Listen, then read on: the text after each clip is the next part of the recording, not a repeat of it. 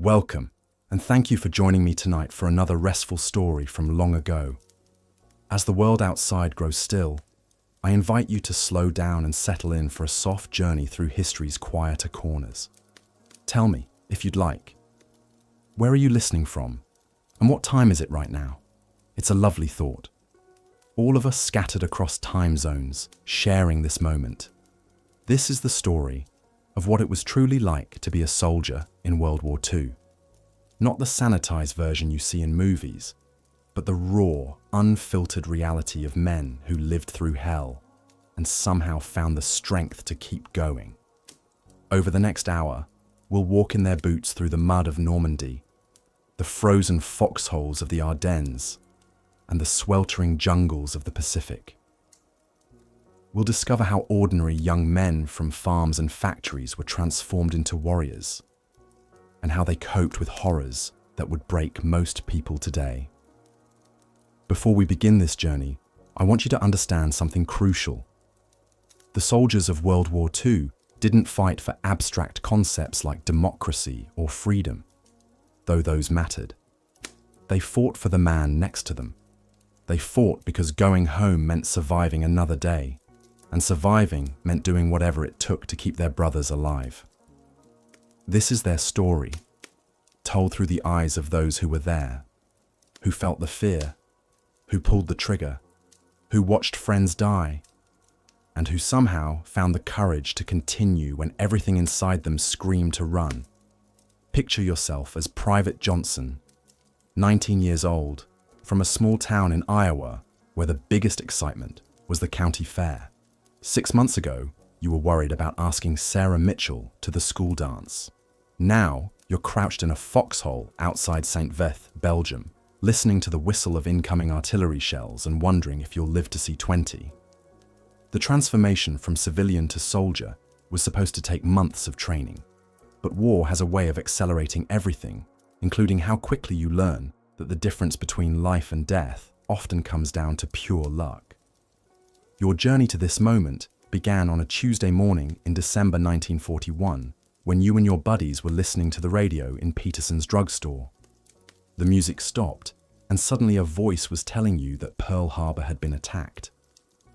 Within 6 months, you'd gone from milking cows and worrying about crop prices to learning how to field strip an M1 Garand in the dark and how to recognize the sound of different types of incoming fire. But nothing, absolutely nothing, could have prepared you for what combat actually feels like. The first thing that hits you about war is the noise. Not just the obvious sounds like gunfire and explosions, but the constant, overwhelming cacophony that never stops. There's the metallic clink of equipment as men move, the squelch of boots in mud, the hiss of radio static, the drone of aircraft overhead that could be friend or foe, and underneath it all, the sound of your own breathing, amplified inside your helmet until it sounds like a steam engine. Sleep, when it comes at all, is fitful and light because your subconscious never stops cataloging sounds, trying to separate the dangerous from the merely annoying. But it's the smell that really gets to you. Books and movies never mention the smell of war. There's the acrid bite of cordite from explosives, the sweet sick stench of gangrene, the cloying smell of unwashed bodies that have been living in the same clothes for weeks, and underneath everything else, the unmistakable odor of death that clings to everything and everyone. You try breathing through your mouth, but then you can taste it, and somehow that's worse. After a while, you stop noticing it consciously, but it never really goes away. Years later, certain smells will take you right back to those moments, whether you want to go or not. The cold is something else entirely. Not the kind of cold you knew back home, where you could always go inside and warm up by the fire. This is cold that gets into your bones and stays there. Cold that makes your rifle freeze up and your fingers too numb to work the bolt properly. In the Ardennes forest, during the Battle of the Bulge, temperatures dropped to -20 degrees Fahrenheit. and men were dying from frostbite faster than they were dying from German bullets. You learn to sleep with your rifle inside your sleeping bag to keep the firing mechanism from freezing solid. You learn to rotate socks and boots with your foxhole partner to prevent trench foot, a condition where your feet literally begin to rot inside your boots. Private Martinez from Texas, who'd never seen snow before shipping out to Europe, lost 3 toes to frostbite during the siege of Bastogne. He kept fighting for another 2 weeks before anyone realized how bad it was, because complaining about the cold seemed pointless when everyone was suffering equally. The medics said he was lucky to keep his feet at all. Martinez just nodded and asked when he could get back to his unit. That's the thing about war that's hard to explain to people who weren't there. The normal rules of what constitutes acceptable suffering get completely rewritten. Food becomes an obsession, not because you're starving exactly, though sometimes you are, but because a hot meal represents something approaching normalcy in a world that has gone completely insane. K rations were supposed to provide adequate nutrition for fighting men, but after weeks of eating the same combinations of canned meat, crackers, and processed cheese, the taste becomes a kind of torture. You fantasize about your mother's cooking with the same intensity that you used to reserve for thinking about girls. A letter from home describing a Sunday dinner can reduce a hardened combat veteran to tears, not from sadness, but from the sheer longing for something that represents life instead of mere survival. Sergeant Williams from Alabama once told his squad that he'd give a month's pay for a plate of his grandmother's cornbread and ham. 2 days later, he stepped on a mine while leading a patrol through a minefield outside Aachen. His last words were asking if anyone had saved him some cornbread from breakfast. The men in his unit pooled their rations that night and tried to make something that resembled what he'd described, using crumbled crackers and bits of canned ham. It was terrible, but they ate every bite and told stories about Sergeant Williams and his grandmother's cooking until dawn. The enemy, when you actually see them, are just as scared and cold and homesick as you are. This realization hits you like a physical blow the first time you look into the eyes of a German soldier you've just shot. He's maybe 17 years old, with a photograph of a girl tucked into his helmet band, and he's calling for his mother in a language you don't understand but somehow comprehend perfectly. You expected to feel triumph or relief or satisfaction, but instead you feel sick and hollow and guilty in a way that will never completely go away. Corporal Anderson from Minnesota described it this way in a letter home that he never sent. They told us the Krauts were monsters, and maybe some of them are, but most of them are just kids like us who want to go home to their families. The hard part isn't killing them when you have to. Anderson survived the war, but never talked about his combat experiences, even to his wife and children. Like so many veterans, he carried those memories alone until the day he died. Sleep, when it comes, brings no relief, because that's when the nightmares start. You dream about the faces of men you've killed, about friends who died in your arms, about explosions and fire and screaming that goes on forever. You wake up in a cold sweat, reaching for your rifle that isn't there. Your heart hammering so hard, you're sure everyone in the foxhole can hear it. Sometimes you're not sure if you're awake or still dreaming, because the line between nightmare and reality has blurred beyond recognition. Lieutenant Thompson from Oregon kept a diary throughout his time in Europe, though regulations technically forbade it. One entry, dated January 15, 1945, reads, "Didn't sleep again last night. Every time I close my eyes, I see Henderson getting hit by that sniper. The bullet took half his head off, but he lived for almost 10 minutes, making these awful sounds. I keep thinking I should have done something. But what? What could I have done?" The medic said he was probably already gone, that it was just his body not knowing it yet. But those sounds. The bonds you form with your fellow soldiers are unlike anything you've ever experienced or ever will again. These men become closer to you than your own brothers, because they're the only ones who truly understand what you're going through. You share everything with them. Your food, your warmth, your fears, your hopes, and sometimes your life. When one of them dies, a part of you dies too, but you can't stop to grieve because stopping means dying, and dying means letting down the men who are still alive and counting on you. Private Rodriguez from New Mexico and Private O'Brien from Boston couldn't have been more different in background and temperament, but after fighting together for 8 months, they could communicate with just a look. During the crossing of the Rhine River, Rodriguez was wounded by shrapnel and couldn't swim with his gear on. O'Brien, who was terrified of water and had never learned to swim properly himself, jumped back into the freezing river without hesitation and dragged Rodriguez to safety. Neither man ever talked about it afterward, because what was there to say? You do what you have to do for your brothers, and then you move on to the next crisis. Leadership in combat bears no resemblance to leadership in civilian life. Officers who looked good on parade grounds and spoke well in briefings sometimes crumbled under the pressure of making life and death decisions with incomplete information and no time to think. Meanwhile, quiet men who'd never held authority over anyone suddenly found themselves taking charge because someone had to. And they were the ones willing to make the hard choices that kept their units alive. Captain Davis from Georgia was a bank manager before the war, used to dealing with paperwork and customer complaints. In combat, he had to decide whether to send his men across an open field under machine gun fire to take an objective that might not even matter in the larger scheme of things. He had to write letters to the families of men who died following his orders.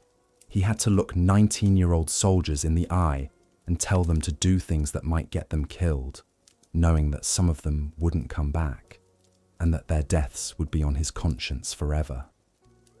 The randomness of death in war is perhaps the most psychologically devastating aspect of combat. You can do everything right, follow every procedure, take every precaution, and still die because a shell lands 3 feet to the left instead of 3 feet to the right. Meanwhile, the guy who constantly breaks rules and takes unnecessary risks somehow makes it through battle after battle without a scratch. There's no logic to it, no justice, no grand design. It's just chance, pure and simple, and that knowledge eats away at your sanity like acid. Sergeant Murphy from Texas survived D-Day, the Battle of St. Vith, the crossing of the Rhine, and dozens of smaller engagements. He was killed by a sniper on May 7th, 1945, one day before Germany surrendered. The bullet hit him while he was sharing chocolate with some German children whose village had just been liberated. His squad leader wrote to Murphy's mother that he died doing what he'd always done, trying to make life a little better for someone else. But the cruel irony that he'd survived years of combat only to die hours before the war ended was not lost on anyone who knew him. Equipment failure wasn't just an inconvenience, it was a death sentence. Your rifle jamming at the wrong moment, your radio going dead when you needed to call for artillery support, your parachute not opening properly, your tank breaking down in the middle of a firefight.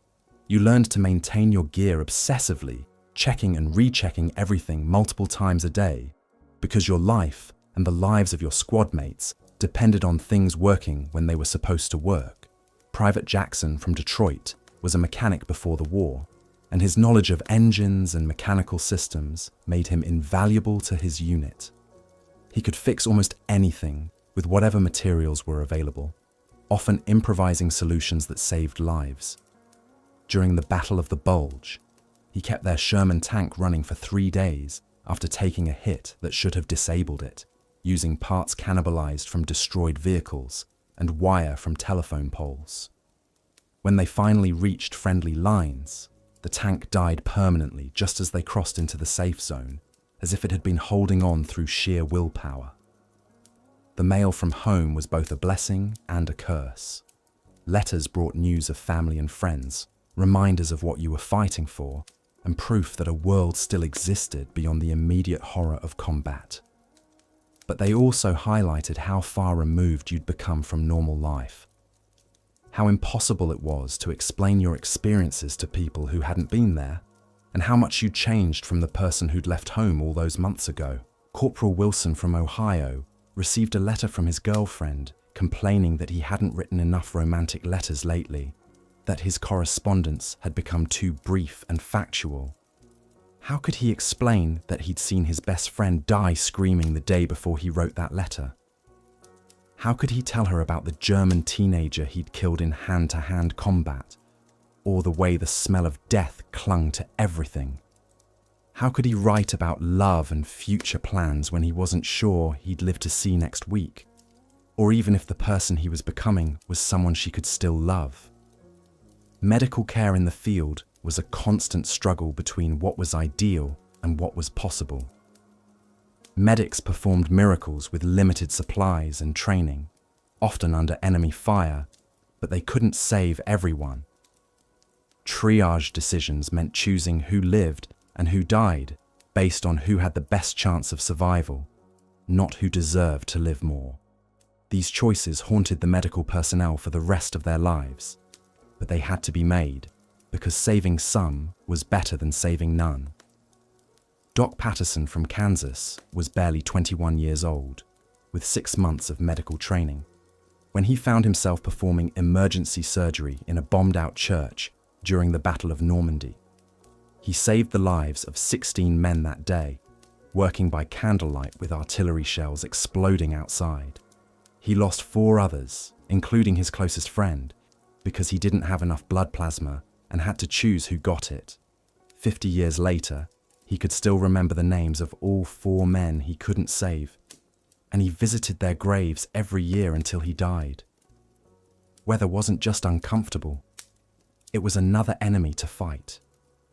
Rain turned roads into impassable mud, grounded aircraft that could provide support, and made everything from eating to sleeping to fighting infinitely more difficult. Snow provided camouflage, but also made movement slow and noisy. Heat in the Pacific Theater brought dehydration, heat stroke, and tropical diseases that could disable entire units.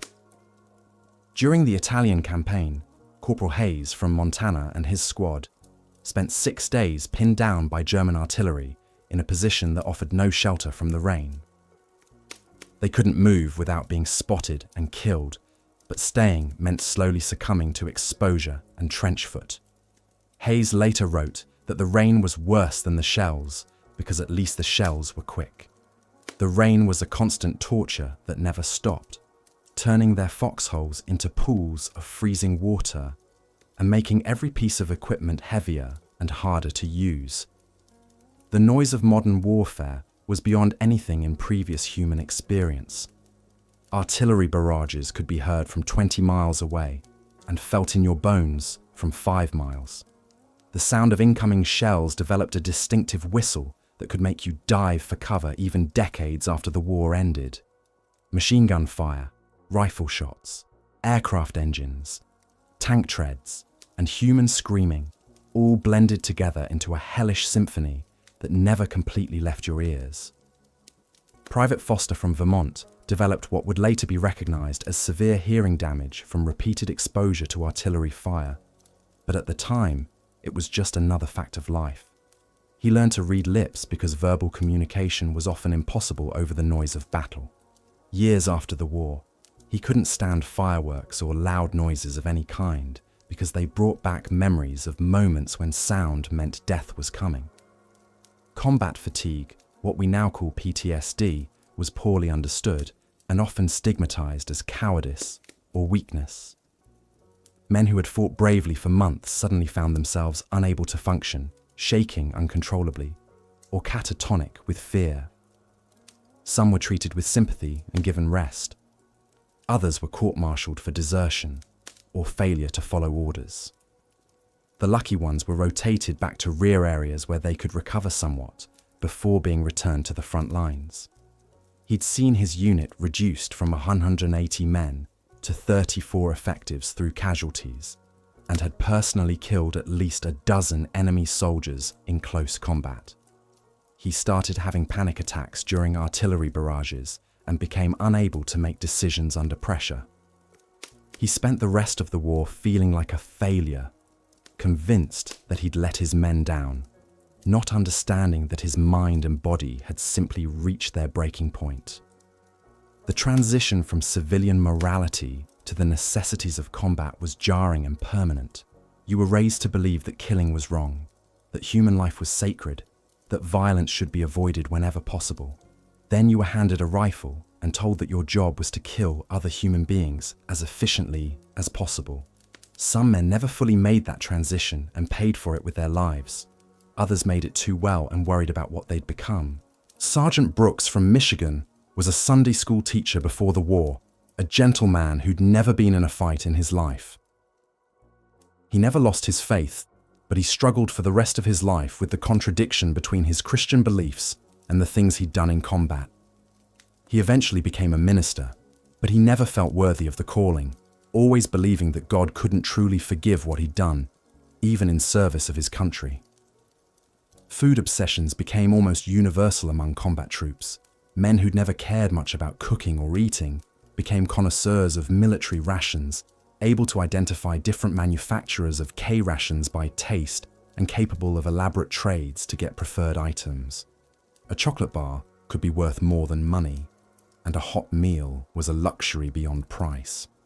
Private Romano from New York carried a photograph of his mother's lasagna in his wallet, next to the pictures of his girlfriend and family. He'd show it to anyone who would look and describe every ingredient in detail: how his mother made the sauce, how long she cooked it, what kind of cheese she used.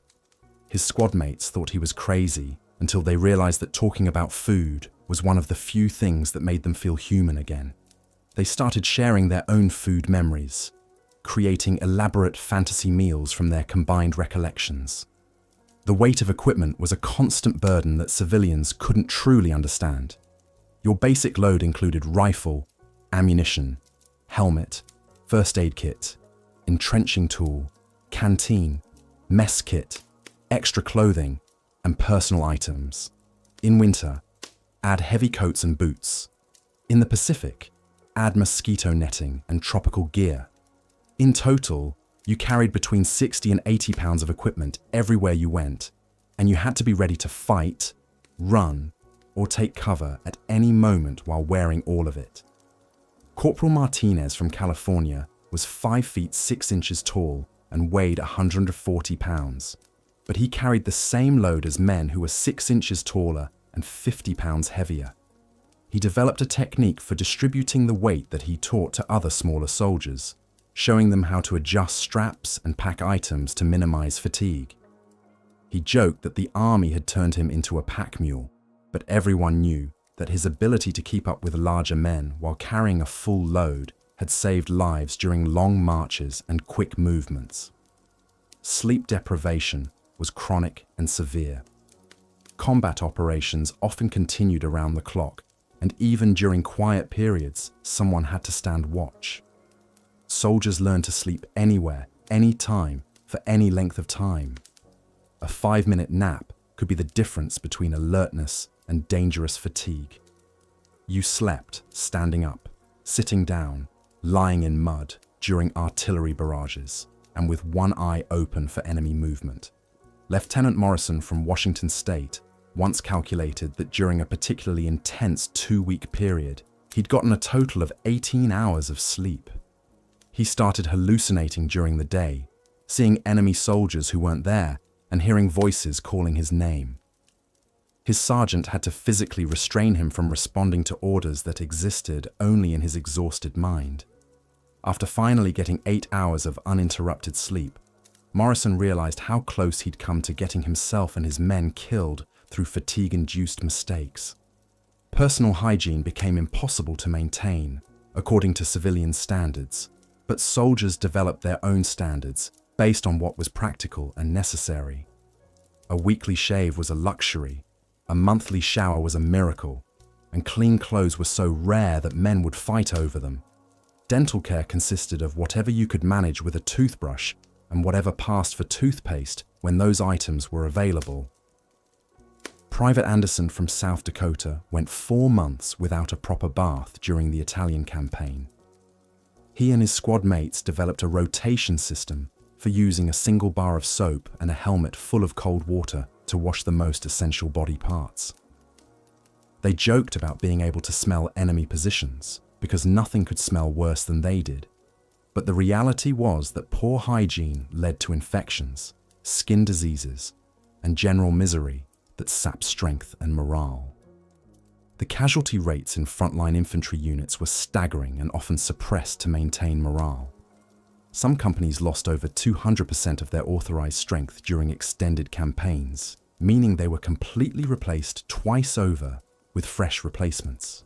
The psychological impact of watching new faces constantly appear and disappear was devastating for the survivors, who began to feel like they were cursed or that forming friendships was pointless. Captain Henderson from Iowa took command of a rifle company in September 1944 with 186 men. By the time Germany surrendered in May 1945, only 12 of the original men were still with the unit, and Henderson himself had been wounded 3 times. He stopped learning the names of replacement soldiers after a while, referring to them by their job descriptions instead, because it hurt too much to watch them die before he'd had time to know them as individuals. Mail call was the highlight of every soldier's day, but it was also a source of tremendous anxiety. Getting mail meant that people back home still cared and remembered you existed. Not getting mail could mean that your letters weren't reaching home, that people had forgotten you, or worst of all, that something had happened to your family. Letters that brought bad news from home could be more devastating than enemy action. Sergeant Williams from Alabama received a letter informing him that his father had died and his mother was seriously ill, but it took 2 months to reach him due to postal delays and his unit's constant movement. By the time he got permission for emergency leave and travelled home, his mother had recovered and his father had been buried for 6 weeks. The feeling of disconnection from his family and his inability to be there when he was needed ate at him for the rest of his life. Rotation policies varied by theatre and time period, but in general, frontline soldiers could expect to serve until they were killed, wounded seriously enough to be evacuated, or suffered complete mental breakdown. There was no set tour of duty, no guaranteed date when you could go home. This uncertainty was perhaps worse than knowing you had a specific amount of time to survive, because it meant that the war might go on forever as far as you were concerned. Private Johnson from Michigan enlisted in 1942, expecting to serve for the duration of the war, which everyone assumed would be over quickly. By 1945, he'd been in combat for over 2 years, with no end in sight. He'd stopped making plans for after the war because it seemed like tempting fate. When Germany finally surrendered, his first reaction wasn't relief, but disbelief. He'd been a soldier for so long that he couldn't imagine being anything else. The weapons you carried became extensions of your body, maintained with religious devotion because your life depended on them functioning perfectly when needed. You knew every part of your rifle by touch, could field strip and reassemble it in complete darkness, and could tell by the sound whether it was functioning properly. You named your weapons, talked to them, and trusted them more than you trusted most people. Corporal Davis from Texas named his M1 Garand Betsy, and treated it better than he treated himself. He cleaned it obsessively, even when he was too tired to eat or too cold to feel his fingers. Betsy never jammed, never misfired, and never failed to function when Davis needed it most. He credited the rifle with saving his life at least 12 times and was devastated when he had to turn it in at the end of the war. Years later, he said giving up Betsy was harder than leaving his squad mates because the rifle had been with him through every moment of terror and triumph. Winter warfare presented challenges that went beyond simple cold. Equipment froze and became useless. Vehicles wouldn't start. Weapons jammed. And men died from exposure as easily as from enemy fire. The Battle of the Bulge was fought in some of the worst winter weather in decades, with temperatures dropping below zero and snow so deep that movement was nearly impossible. Private Thompson from Minnesota thought he understood cold weather, having grown up on a farm where winter chores had to be done regardless of temperature. But the cold in the Ardennes forest was different. A penetrating, life-threatening cold that made every action difficult and dangerous. His rifle froze solid during one firefight, leaving him defenseless until he could thaw it against his body heat. He learned to keep critical equipment inside his clothes, against his skin, trading comfort for functionality. Leadership under fire revealed character in ways that peacetime never could. Some officers, who seemed weak or indecisive in training, became towers of strength in combat, while others who appeared confident and capable crumbled under the pressure of making life and death decisions. The men quickly learned to distinguish between leaders they would follow anywhere and those they wouldn't trust with their lives. Lieutenant Parker from Oregon was fresh out of officer training school and looked about 16 years old when he joined his unit. The enlisted men initially had no confidence in him and made jokes about the kid behind his back. But during his first firefight, Parker exposed himself to enemy fire 3 times to rescue wounded soldiers and personally led an assault that knocked out a machine gun nest. After that day, his men would have followed him into hell itself. Age and appearance meant nothing. What mattered was whether you would risk your own life for the lives of your soldiers. The sound of incoming artillery was something that got into your soul and never left. Veterans could distinguish between different types of shells by their whistle, the high-pitched scream of an 88mm, the deeper whoosh of heavy mortars, the freight train rumble of rocket artillery. Each sound triggered an immediate physical response, even decades after the war ended. Men would dive for cover at construction sites when they heard similar sounds, their bodies reacting faster than their minds could process that they were safe. Sergeant Rodriguez from New Mexico developed an almost supernatural ability to predict where shells would land based on their sound. He saved countless lives by shouting warnings that gave men those crucial extra seconds to find cover. His squad called him the Prophet and credited him with keeping them alive through some of the heaviest bombardments of the war. Rodriguez never understood how he did it. He said the shells just sounded wrong when they were coming close. The replacement system meant that veteran units were constantly receiving new soldiers who had to learn combat skills while under fire. These replacements, often called cherries by the veterans, had a disturbingly high casualty rate because they lacked the instincts and knowledge that kept experienced soldiers alive. Veterans tried to teach them quickly, but there was only so much you could convey in words about things that had to be learned through experience. Private Walsh from Boston was 18 years old when he joined his unit as a replacement during the push into Germany. Within his first week, he'd made every mistake that inexperienced soldiers make, silhouetting himself against the skyline, bunching up with other soldiers, failing to dig his foxhole deep enough. His squad leader, Corporal Jenkins, probably saved Walsh's life a dozen times in those first few days by physically pulling him into cover or correcting dangerous mistakes. Walsh survived the war and credited Jenkins with teaching him how to be a soldier. But Jenkins was killed by a sniper 2 weeks before Germany surrendered. Combat medics faced unique challenges that went beyond their medical training. They had to provide care under fire, often in impossible conditions, with limited supplies and equipment. They saw the worst wounds, held dying men in their arms, and had to make split-second decisions about who could be saved and who was beyond help. Despite being non-combatants protected by the Geneva Convention, medics were often targeted by enemy forces who recognized their importance to unit morale and effectiveness.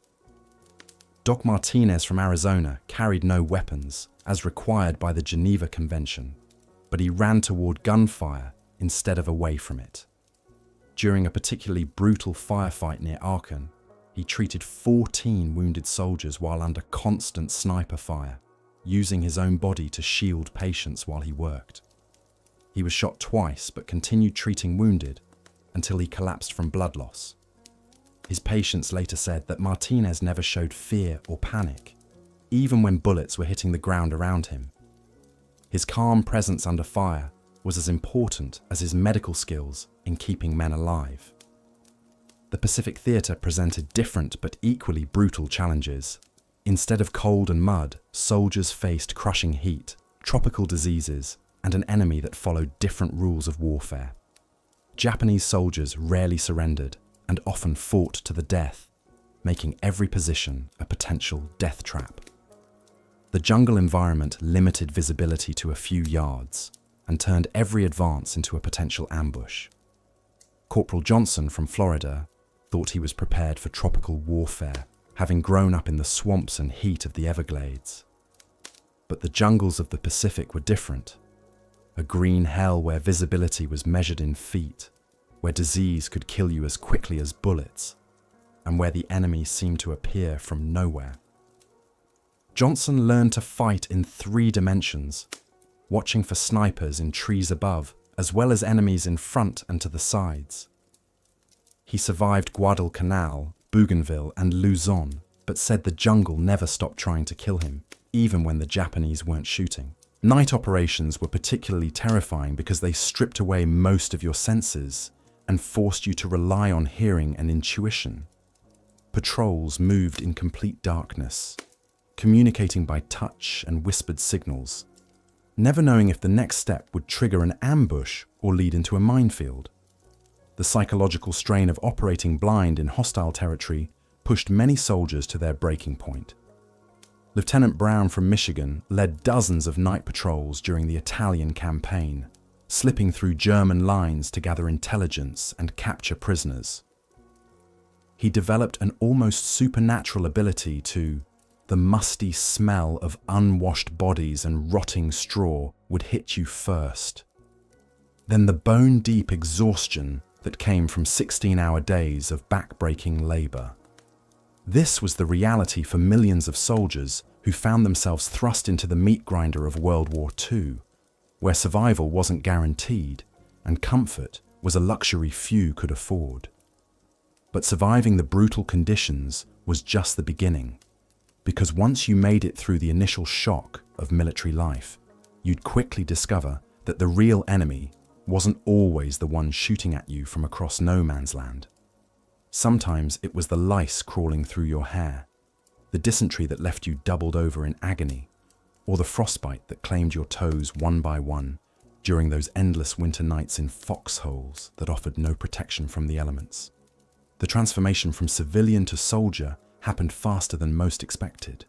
One day you're working in a factory or tending a farm, worried about paying rent or asking a girl to dance. The next, you're learning to strip a rifle blindfolded, while drill sergeants scream in your face about the 100 different ways you're going to die if you don't follow orders exactly. The military had perfected the art of breaking down everything you thought you knew about yourself and rebuilding you into something that could function in the chaos of modern warfare.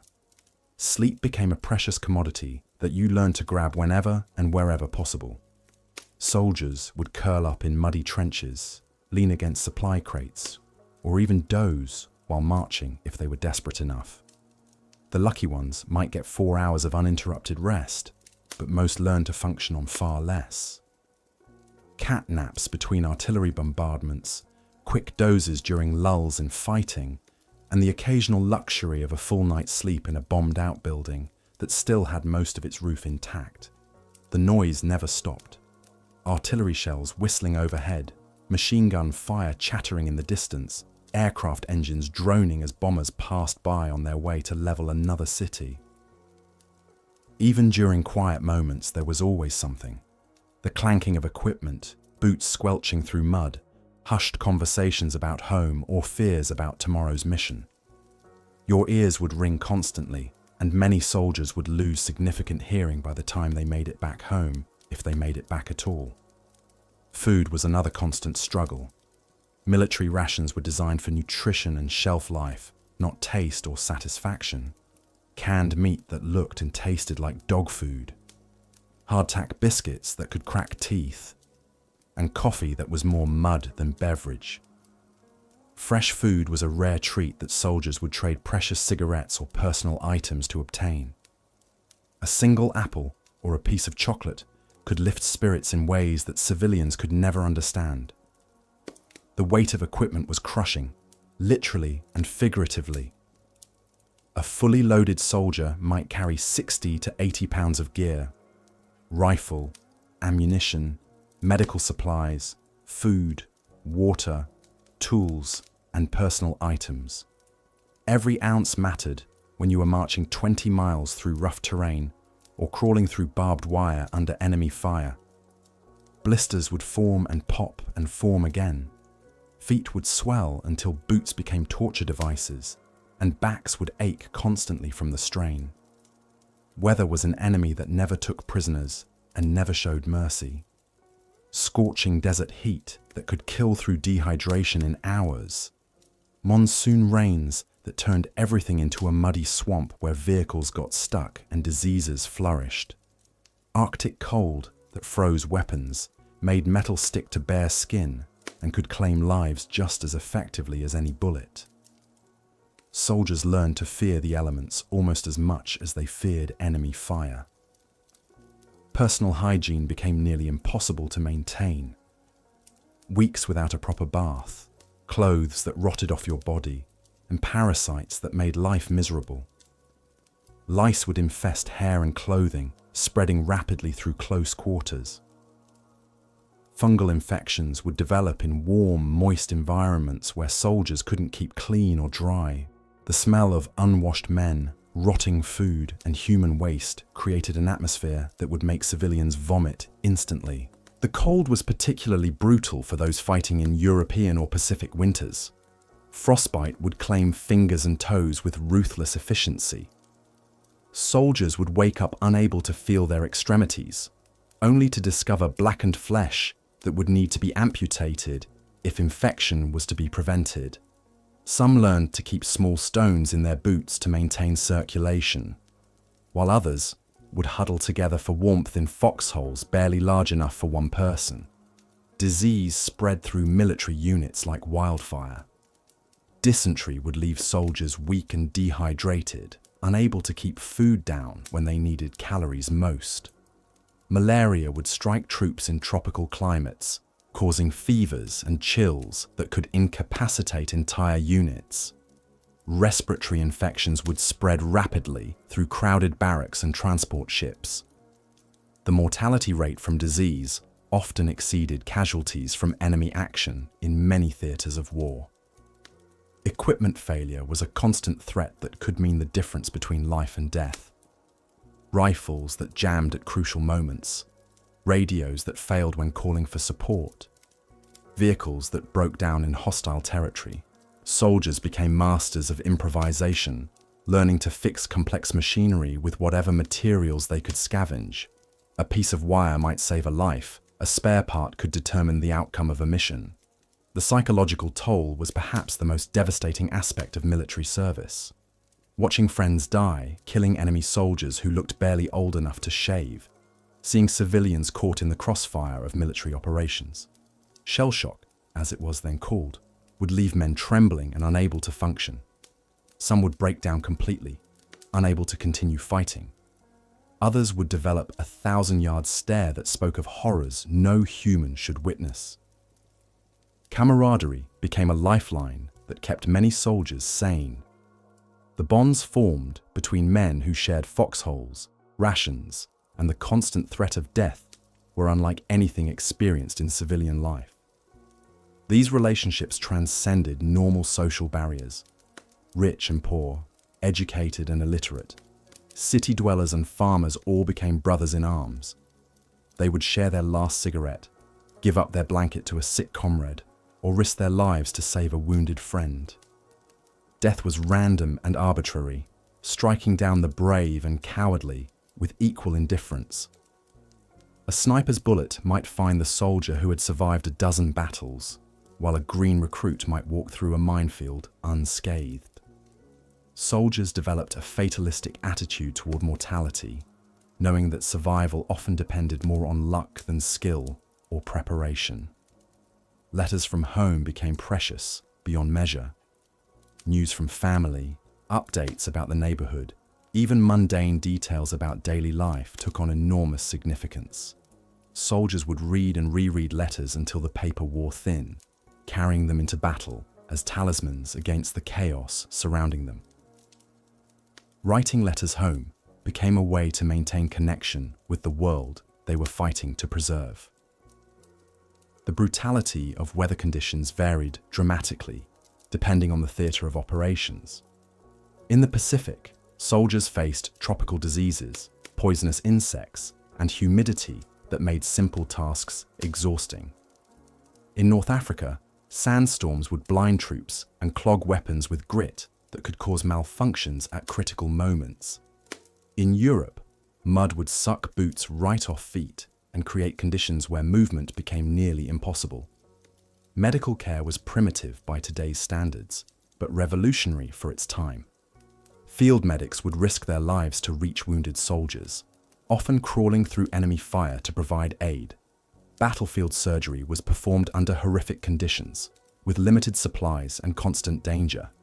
Morphine was precious and rationed carefully, meaning many soldiers endured excruciating pain with minimal relief.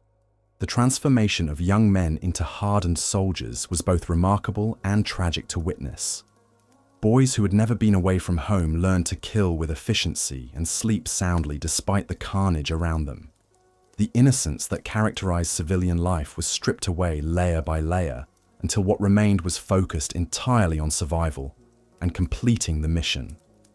Supply lines became lifelines that determined whether units lived or died.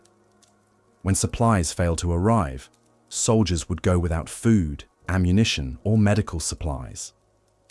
Creative scavenging became an art form as troops learned to find useful materials in the most unlikely places. Enemy equipment would be captured and repurposed.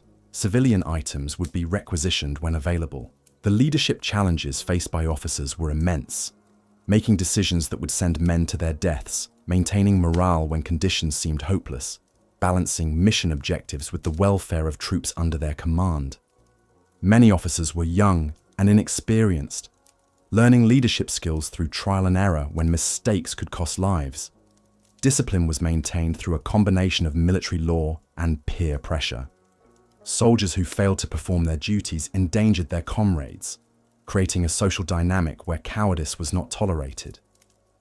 Courts-martial were swift, and punishment severe for those who abandoned their posts or failed to follow orders under fire.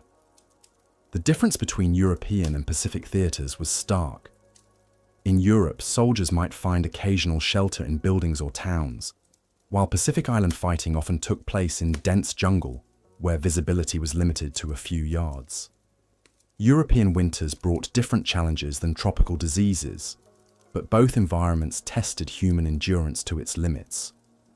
Medics occupied a unique position in military hierarchy. Officially non-combatants, they would venture into the most dangerous situations to provide aid to wounded soldiers. Their Red Cross markings were supposed to provide protection under international law, but enemy forces didn't always respect these conventions. Many medics died while attempting to save others, earning them special respect from combat troops. The weight of personal equipment was distributed across multiple carrying systems, but soldiers still felt every ounce during long marches or when moving through difficult terrain. Ammunition was heavy but essential. Food was necessary but bulky. Medical supplies could save lives but took up precious space. Every item carried represented a trade-off between utility and burden. Training could only prepare soldiers for so much. The reality of combat was far more chaotic and terrifying than any exercise could simulate. Veterans would often comment that nothing had prepared them for the smell of battle, the confusion of enemy contact, or the emotional impact of losing friends. Experience became the best teacher for those who survived long enough to learn its lessons. Communication systems were primitive and unreliable. Radio equipment was heavy and vulnerable to damage, while telephone lines could be cut by enemy action. Visual signals like flares or flags were often the only way to coordinate movement or call for support. Miscommunication could result in friendly fire incidents or failed missions that cost lives unnecessarily. Transportation was another constant challenge. Vehicles would break down in harsh conditions. Ships would sink from enemy action or storms.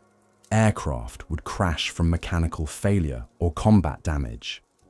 Soldiers often had to continue missions on foot when motorized transport failed, carrying additional equipment to compensate for lost mobility. The psychological pressure of constant vigilance wore down even the strongest individuals. Always watching for snipers, listening for incoming artillery, scanning for signs of enemy movement. This hypervigilance was necessary for survival, but took a tremendous toll on mental health.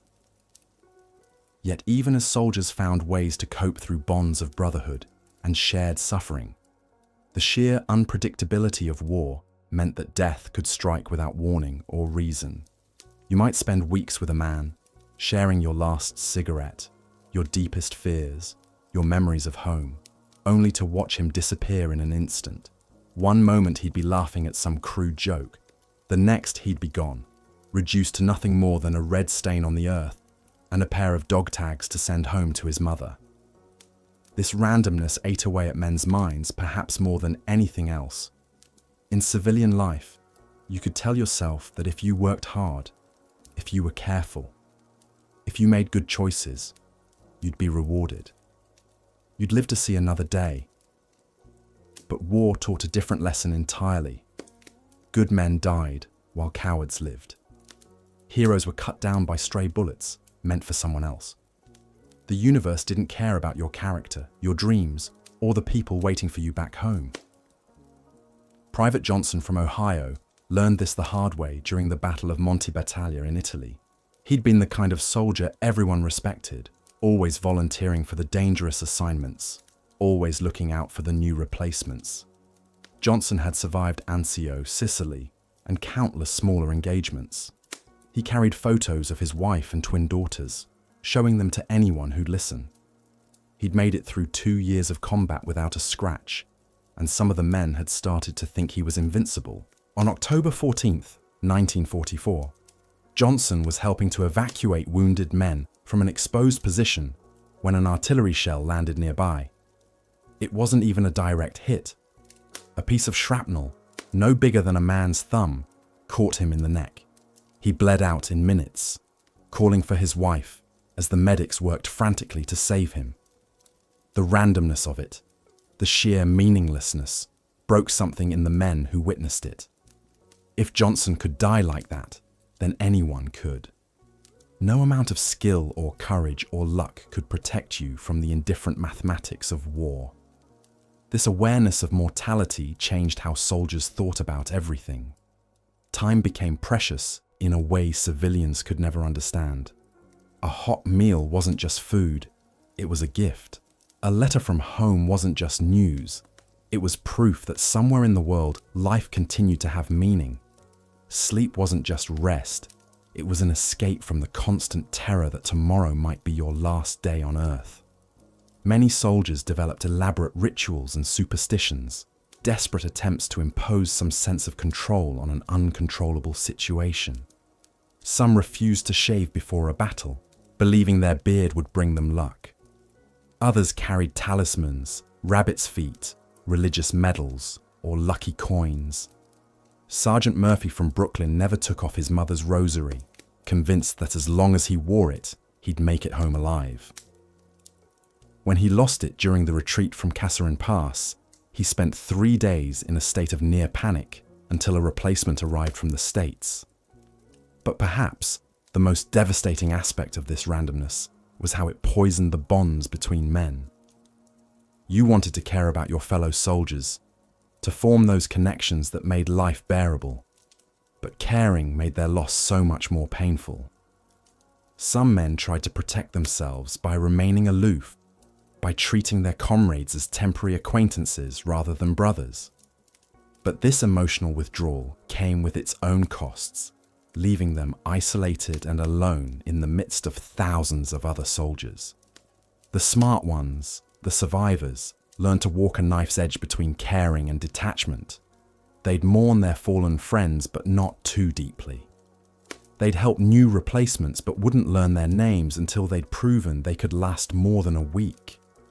It was a brutal form of emotional triage, but it was often the only way to maintain sanity in an insane world. Food became another source of both comfort and torment for soldiers. The official rations were designed for nutrition, not pleasure. Sea rations came in cans that required a special opener, and the contents were usually some variation of beans, meat, and vegetables that had been processed into an unappetizing mush. K rations were slightly better, portable meals that included crackers, canned meat, and sometimes chocolate or cigarettes. But after months of eating the same combinations, even the best rations became monotonous. Soldiers dreamed about food almost as much as they dreamed about home. They'd spend hours describing their mother's cooking, debating the merits of different regional cuisines, or planning elaborate meals they'd eat when the war was over. These conversations served a dual purpose, providing both entertainment and a mental escape from their current circumstances. For men who might not live to see another sunrise, talking about Sunday dinners and birthday cakes was a way of keeping hope alive. When soldiers could supplement their rations with local food, it was often a revelation. Fresh bread from a French bakery, eggs from a Dutch farm, wine from an Italian vineyard. These simple pleasures took on an almost sacred quality. But obtaining such luxuries was often dangerous and always unpredictable. Foraging in occupied territory meant risking enemy fire or booby traps. Trading with locals could be complicated by language barriers, military regulations, or the simple fact that civilian populations were often as hungry as the soldiers themselves. Some enterprising soldiers became expert scroungers, able to trade cigarettes and chocolate for fresh food, warm clothing, or other necessities. These men were worth their weight in gold to their units, and their skills often meant the difference between merely surviving and actually living with some degree of comfort. But scrounging also required a certain moral flexibility, a willingness to bend rules and exploit opportunities that not every soldier possessed. The relationship between soldiers and food was further complicated by the fact that eating often had to be done under fire. Many veterans recalled the surreal experience of trying to eat a meal while artillery shells exploded nearby, or the way food would lose all taste when consumed in the immediate aftermath of combat. The body's stress response would shut down non-essential functions, making it difficult to appreciate even the best meal when you were convinced you might die at any moment. Personal hygiene became another daily struggle that civilians rarely considered. In combat situations, soldiers might go weeks without a proper bath or shower. Water was often scarce and needed for drinking rather than washing. When water was available, it was usually cold, and privacy was non-existent. Many soldiers recalled the luxury of a hot shower as one of the things they missed most about civilian life. The lack of proper hygiene had serious consequences beyond mere discomfort. Lice became endemic in many units, spreading from man to man through shared clothing and equipment.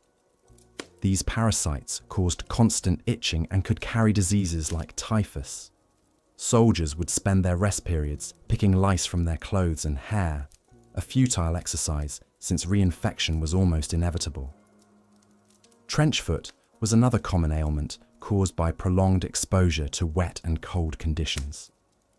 Feet would become swollen, discolored, and painful, sometimes leading to permanent damage or amputation. Soldiers learned to change their socks whenever possible, to dry their feet when they could, and to massage their toes to maintain circulation. But in winter combat conditions, these preventive measures were often impossible to maintain. Dental hygiene was another casualty of war. Toothbrushes were luxury items, and toothpaste was rarely available. Many soldiers would use salt, baking soda, or even sand to clean their teeth. Some units were fortunate enough to have dental officers who could provide basic care, but for most soldiers, serious dental problems had to wait until they could be evacuated to a rear area hospital. The psychological impact of these hygiene issues extended beyond physical discomfort. For men who had been raised to value cleanliness and proper grooming, the inability to maintain basic standards of personal care was deeply demoralizing. It was another way that war stripped away their civilian identities and reduced them to something more primitive and animalistic. Yet even in these degraded conditions, soldiers found ways to maintain their dignity and humanity. They'd share their last clean pair of socks with a friend. They'd help each other shave with cold water and dull razors. They'd take turns standing guard while others attempted to wash in whatever water source was available. These small acts of mutual care and consideration were essential for maintaining morale and unit cohesion. The mail system became a lifeline for soldiers, their primary connection to the world they'd left behind. Letters from home were treasured beyond measure, read and reread until they fell apart from handling. A letter could transform a soldier's entire outlook, providing proof that he was remembered and loved, that his sacrifice had meaning beyond the immediate tactical situation. But the mail system was also a source of tremendous anxiety and disappointment. Letters were often delayed for weeks or months, leaving soldiers to wonder if their loved ones were safe, if their relationships were intact, if they'd been forgotten. Worse still was the dreaded Dear John letter, informing a soldier that his girlfriend or wife had found someone else. These letters could devastate a man's morale more effectively than any enemy action. The content of letters home was carefully censored, both by military authorities and by the soldiers themselves. Men couldn't reveal their location, their unit strength, or their future plans. They also couldn't fully describe the horrors they were witnessing, partly because of censorship rules and partly because they didn't want to burden their families with knowledge of their suffering. This created a strange disconnect between the soldiers' reality and the version of events they shared with their loved ones. Many soldiers struggled with this necessary deception, feeling that they were becoming strangers to the people they cared about most. How could they explain the way combat had changed them to someone who had never experienced it? How could they describe the bonds they'd formed with their fellow soldiers to a wife who might feel threatened by the intensity of these relationships? The fog of war was nothing compared to the fog in a soldier's mind. By 1943, the psychological toll had become as devastating as any artillery barrage. Men who had survived Normandy or Stalingrad often found themselves staring into space for hours, their hands trembling uncontrollably as they tried to light cigarettes. The 1,000-yard stare became a common sight in field hospitals and rest areas, where hollow-eyed soldiers sat motionless, their minds still trapped in the hell they had endured. Shell shock, as it was clinically known, manifested in countless ways. Some men would dive for cover at the sound of a door slamming. Others would wake up screaming in the middle of the night, drenched in sweat and reliving the moment when shrapnel tore through their best friend's chest. The lucky ones could still function during daylight hours, but even they carried an invisible weight that grew heavier with each passing day. The military's understanding of psychological trauma was primitive at best. Most commanders viewed mental breakdown as a failure of character rather than a legitimate casualty of war. Soldiers who couldn't cope were often branded as cowards or malingerers, adding shame to their already overwhelming burden. The prevailing attitude was that a real man should be able to handle whatever war threw at him, no matter how horrific. Medical officers struggled to treat conditions they barely understood. Some attempted to use crude forms of therapy, but most simply prescribed rest and hoped for the best. The more severe cases were shipped home or transferred to psychiatric facilities, where they faced an uncertain future with little hope of recovery. Many soldiers chose to suffer in silence rather than risk being labelled as mentally unfit for duty. The constant threat of death created a peculiar form of fatalism among the troops. Men developed superstitions and rituals that they believed would keep them alive. Some refused to shave on certain days. Others carried lucky charms or photographs of loved ones. These small acts of control provided a psychological anchor in a world where survival often seemed completely random. The randomness of death was perhaps the most psychologically damaging aspect of combat. A soldier could watch his closest friend get blown to pieces by a mortar round while standing just 3 feet away, completely unharmed. This arbitrary nature of violence shattered any illusion that skill, preparation, or virtue could guarantee survival. It reduced existence to pure chance, leaving men feeling helpless and insignificant in the face of industrial-scale killing. Survivor's guilt became a crushing burden for those who made it through major battles. Why had they lived when better men had died? The question haunted countless soldiers who returned home only to find themselves unable to enjoy the freedom their fallen comrades had died to secure. The guilt was often compounded by the knowledge that they had sometimes made split-second decisions that determined who lived and who died. The brotherhood forged in combat provided some psychological protection, but it also created new vulnerabilities. The deeper the bonds between soldiers, the more devastating it became when those bonds were severed by death. Men who had shared everything with their squad mates found themselves emotionally devastated when those relationships were suddenly and violently terminated. The fear of forming new attachments often left survivors isolated and emotionally numb. Combat veterans developed a cynical worldview that set them apart from civilians who had never experienced the raw brutality of war. They had seen humanity at its worst and witnessed the thin veneer of civilization stripped away under extreme stress. This knowledge created a psychological gulf between veterans and the home front that often proved impossible to bridge. Many soldiers found themselves unable to relate to people who worried about rationing or blackout curtains when they had witnessed genocide and mass slaughter. The constant state of hypervigilance required in combat took a severe toll on the nervous system. Soldiers had to remain alert for threats 24 hours a day, scanning for snipers, listening for incoming artillery, and watching for signs of enemy movement. This heightened state of awareness became so ingrained that many veterans found it impossible to relax even years after the war ended. They would automatically check exits when entering a room, sleep with weapons nearby, and react violently to unexpected sounds or movements. Sleep became both a necessity and a torment for combat soldiers. Exhaustion would eventually force even the most traumatized men to lose consciousness, but their dreams offered no escape from the horrors they had witnessed. Nightmares were universal among combat veterans, filled with vivid recreations of battles, the faces of dead comrades, and endless variations of their own deaths.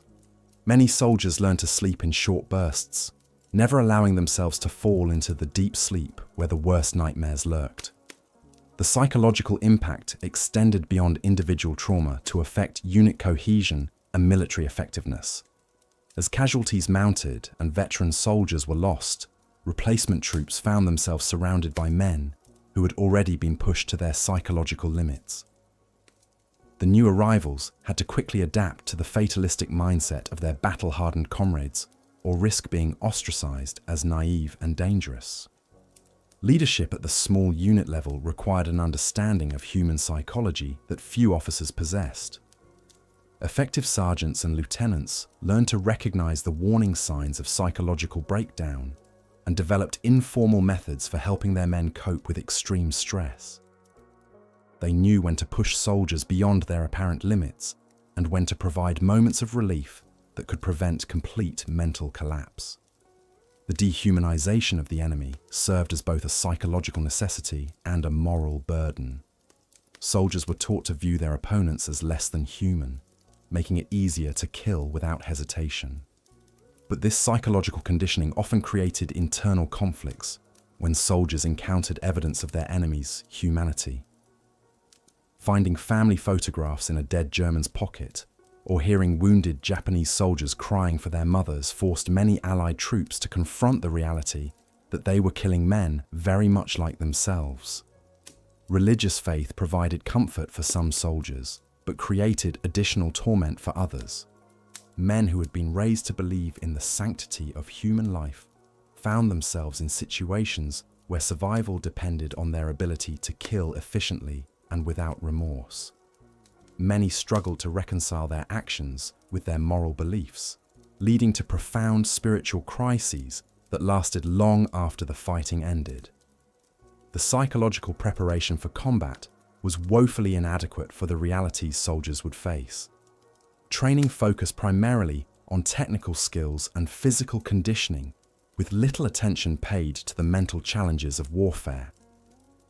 Most soldiers entered combat with romantic notions of heroism and glory that were quickly shattered by the brutal reality of industrial killing. The gap between expectation and reality often proved more traumatic than the actual violence itself. Communication with home became both a lifeline and a source of additional stress. Letters from loved ones provided crucial emotional support, but they also reminded soldiers of everything they were fighting to protect and might never see again. The delay in mail delivery meant that soldiers often worried about problems at home that had already been resolved, while families worried about men who might already be dead. The disconnect between the combat zone and the home front created a sense of living in two different worlds simultaneously. The transformation from civilian to killer was one of the most profound psychological changes soldiers experienced. Most men had never taken a human life before entering combat, yet they were expected to become efficient killers almost overnight. This fundamental change in identity created lasting psychological scars that affected how veterans viewed themselves and their place in society. Many struggled with questions about what they had become and whether they could ever return to their pre-war selves. Mental breakdown often occurred not during the height of combat, but during brief lulls when soldiers had time to process what they had experienced. The mind's protective mechanisms that allowed men to function under extreme stress would sometimes fail when the immediate threat was removed. This delayed reaction caught many commanders off guard and led to the mistaken belief that some soldiers were malingering or seeking to avoid combat duty. The psychological impact of witnessing atrocities was particularly devastating for Allied soldiers who discovered concentration camps or witnessed Japanese treatment of prisoners. These experiences challenged fundamental beliefs about human nature and the progress of civilization. Many soldiers found themselves unable to comprehend the systematic nature of the cruelty they observed, leading to a profound sense of disillusionment with humanity itself. The concept of moral injury emerged from soldiers' experiences of being forced to participate in or witness actions that violated their deepest ethical beliefs. Unlike physical wounds, moral injuries often worsened over time, as soldiers had years to reflect on their actions and their consequences. The knowledge that they had contributed to unspeakable destruction, even in service of a just cause, created a psychological burden that many carried for the rest of their lives. Recovery from psychological trauma was complicated by the social expectations placed on returning veterans. Society wanted its heroes to be whole and triumphant, not broken and haunted by their experiences. Many veterans felt pressure to hide their psychological wounds and pretend that they had returned unchanged from their ordeal. This forced silence often prevented healing and created a generation of men who suffered in isolation. The long-term consequences of combat stress would not be fully understood for decades after the war ended. Many veterans struggled with relationships, employment, and substance abuse as they attempted to readjust to civilian life. The psychological scars of World War II continued to affect families and communities long after the last shots were fired. creating ripple effects that influenced entire generations. The mental battlefield of World War II was as real and destructive as any physical theatre of operations. While the visible wounds healed and the physical destruction was rebuilt, the psychological damage lingered in the minds of millions of men who had been forever changed by their encounter with the absolute extremes of human experience. Disease and sickness stalked every corner of the battlefield like unseen predators, claiming lives just as ruthlessly as enemy bullets. In the cramped confines of foxholes and bunkers, where men lived for weeks without proper sanitation, dysentery spread like wildfire through entire units. Soldiers would collapse mid-charge, their bodies racked with violent cramping and dehydration, unable to distinguish between the thunder of artillery and the roar of blood in their ears. The irony was cruel beyond measure. You could survive a direct mortar attack that left your ears ringing for days, dodge sniper fire that split the air inches from your skull, and endure artillery barrages that turned the earth inside out around you, only to be felled by contaminated water or spoiled rations. Typhus, malaria, trench foot, and a dozen other maladies turned strong young men into hollow-eyed ghosts shuffling through the wasteland. Medical care, when it existed at all, was primitive and overwhelmed. Field medics worked miracles with morphine and bandages, but they were fighting a losing battle against the sheer volume of human suffering. Men died not from their wounds, but from infections that festered in the filth and chaos of war. A simple cut could become gangrenous within days, turning a minor injury into a death sentence. The psychological toll was perhaps even more devastating than the physical carnage. Shell shock, as they called it then, transformed brave soldiers into trembling shadows of their former selves. The constant bombardment didn't just assault your body, it invaded your mind, burrowing deep into your consciousness until every unexpected sound sent you diving for cover. Sleep became a luxury few could afford, and when it did come, it brought nightmares that were often worse than the waking reality. You learned to recognize the look in a man's eyes when he'd reached his breaking point. That 1,000-yard stare that meant his mind had retreated somewhere artillery couldn't reach. Some men cracked spectacularly, screaming and running toward enemy lines in a desperate bid to end their torment.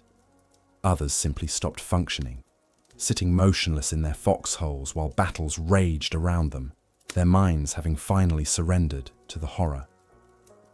The food, when it arrived at all, was barely fit for human consumption.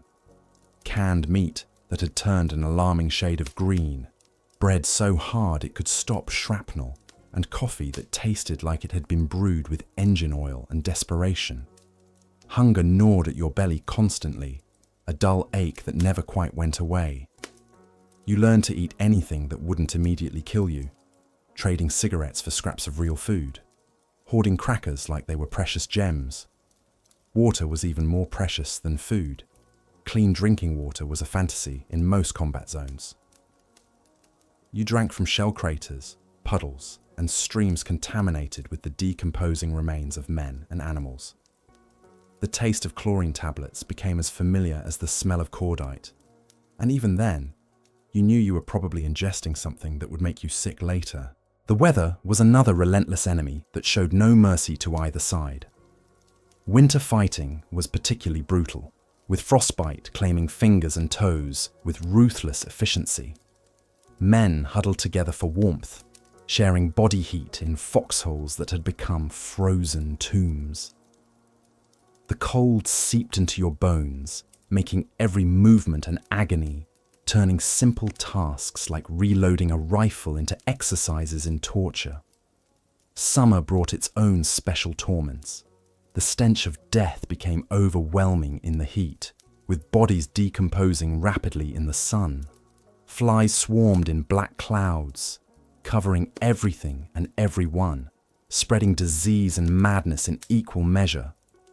The heat made wearing equipment unbearable, but removing it meant certain death if an attack came. Equipment failures were constant sources of deadly frustration. rifles jammed at the worst possible moments, radios died when you needed them most, and vehicles broke down in the middle of firefights. You learned to fix anything with wire, prayer, and profanity because replacement parts were as scarce as honest politicians. A malfunctioning gas mask could mean death by chemical weapons, while a broken compass could lead your entire unit into an enemy ambush. The randomness of death was perhaps the most psychologically devastating aspect of combat. You could follow every rule, take every precaution, and still be obliterated by a stray shell fragment. Meanwhile, the soldier next to you who seemed to have a death wish would walk through machine gun fire without a scratch. There was no logic to it, no pattern you could discern or exploit. Death was arbitrary, capricious, and absolutely final. Survivors' guilt became a crushing weight that many carried long after the war ended. Why did you live when better men died? What made you special enough to survive when your closest friends were feeding worms in foreign soil? These questions haunted veterans for decades, turning victory into a hollow, bitter thing that tasted of ashes and regret. The bonds formed between soldiers were unlike anything experienced in civilian life. When you've shared foxholes, rations, and the very real possibility of dying together, ordinary friendship becomes something transcendent. These men became your brothers in the truest sense, bound together by shared trauma and mutual dependence.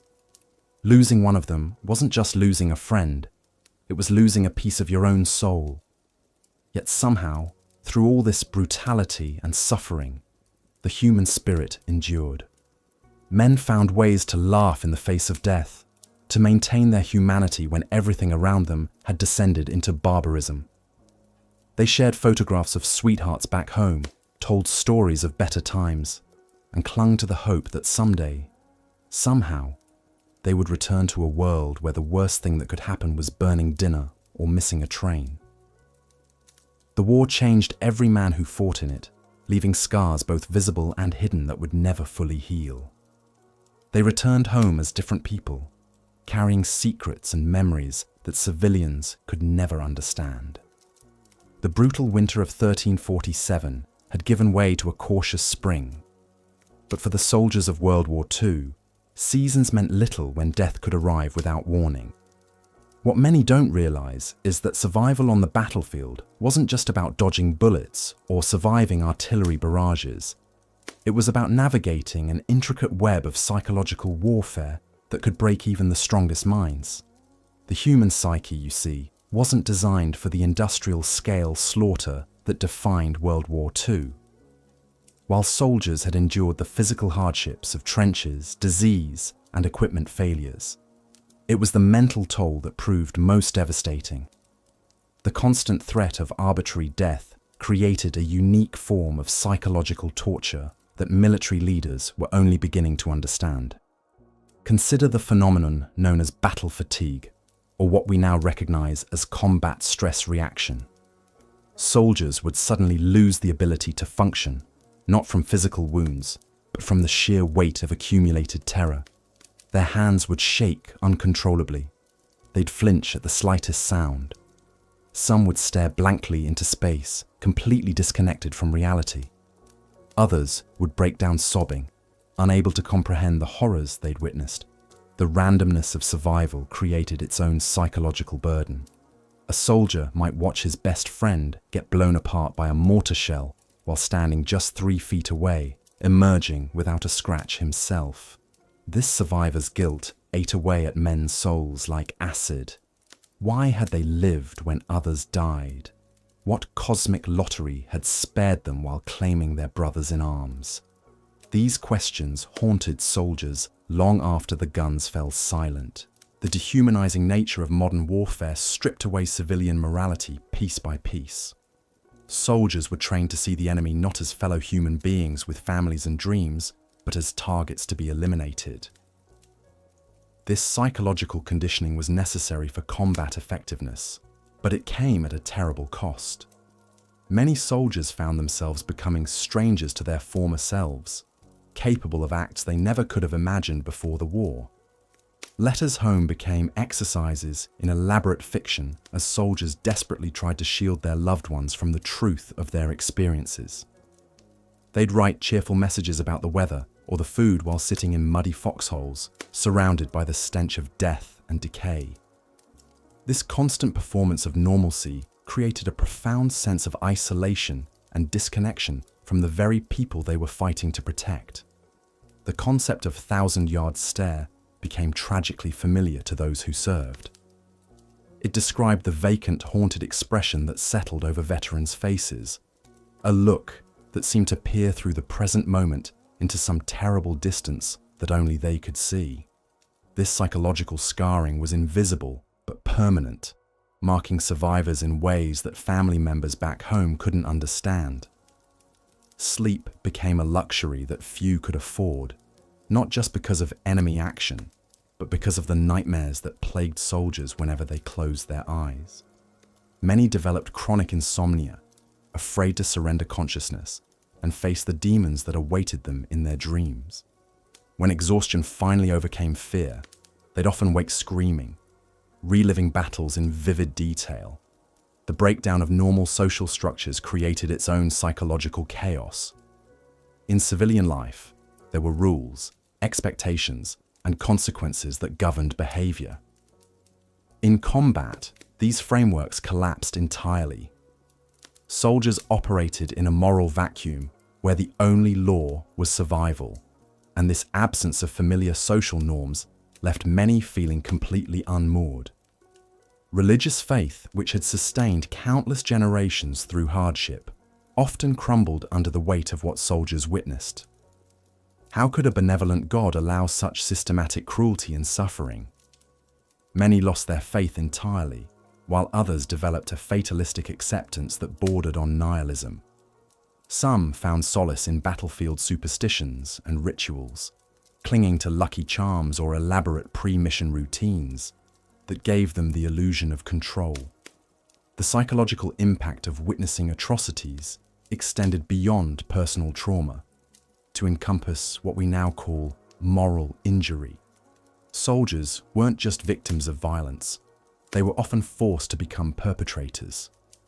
The weight of having taken human life, even in the context of war, created psychological wounds that never fully healed. Some soldiers became haunted by the faces of enemy soldiers they'd killed, seeing them in dreams and quiet moments for the rest of their lives. Communication with the outside world became a double-edged sword. While letters from home provided emotional lifelines, they also highlighted the vast gulf between the soldier's reality and civilian life.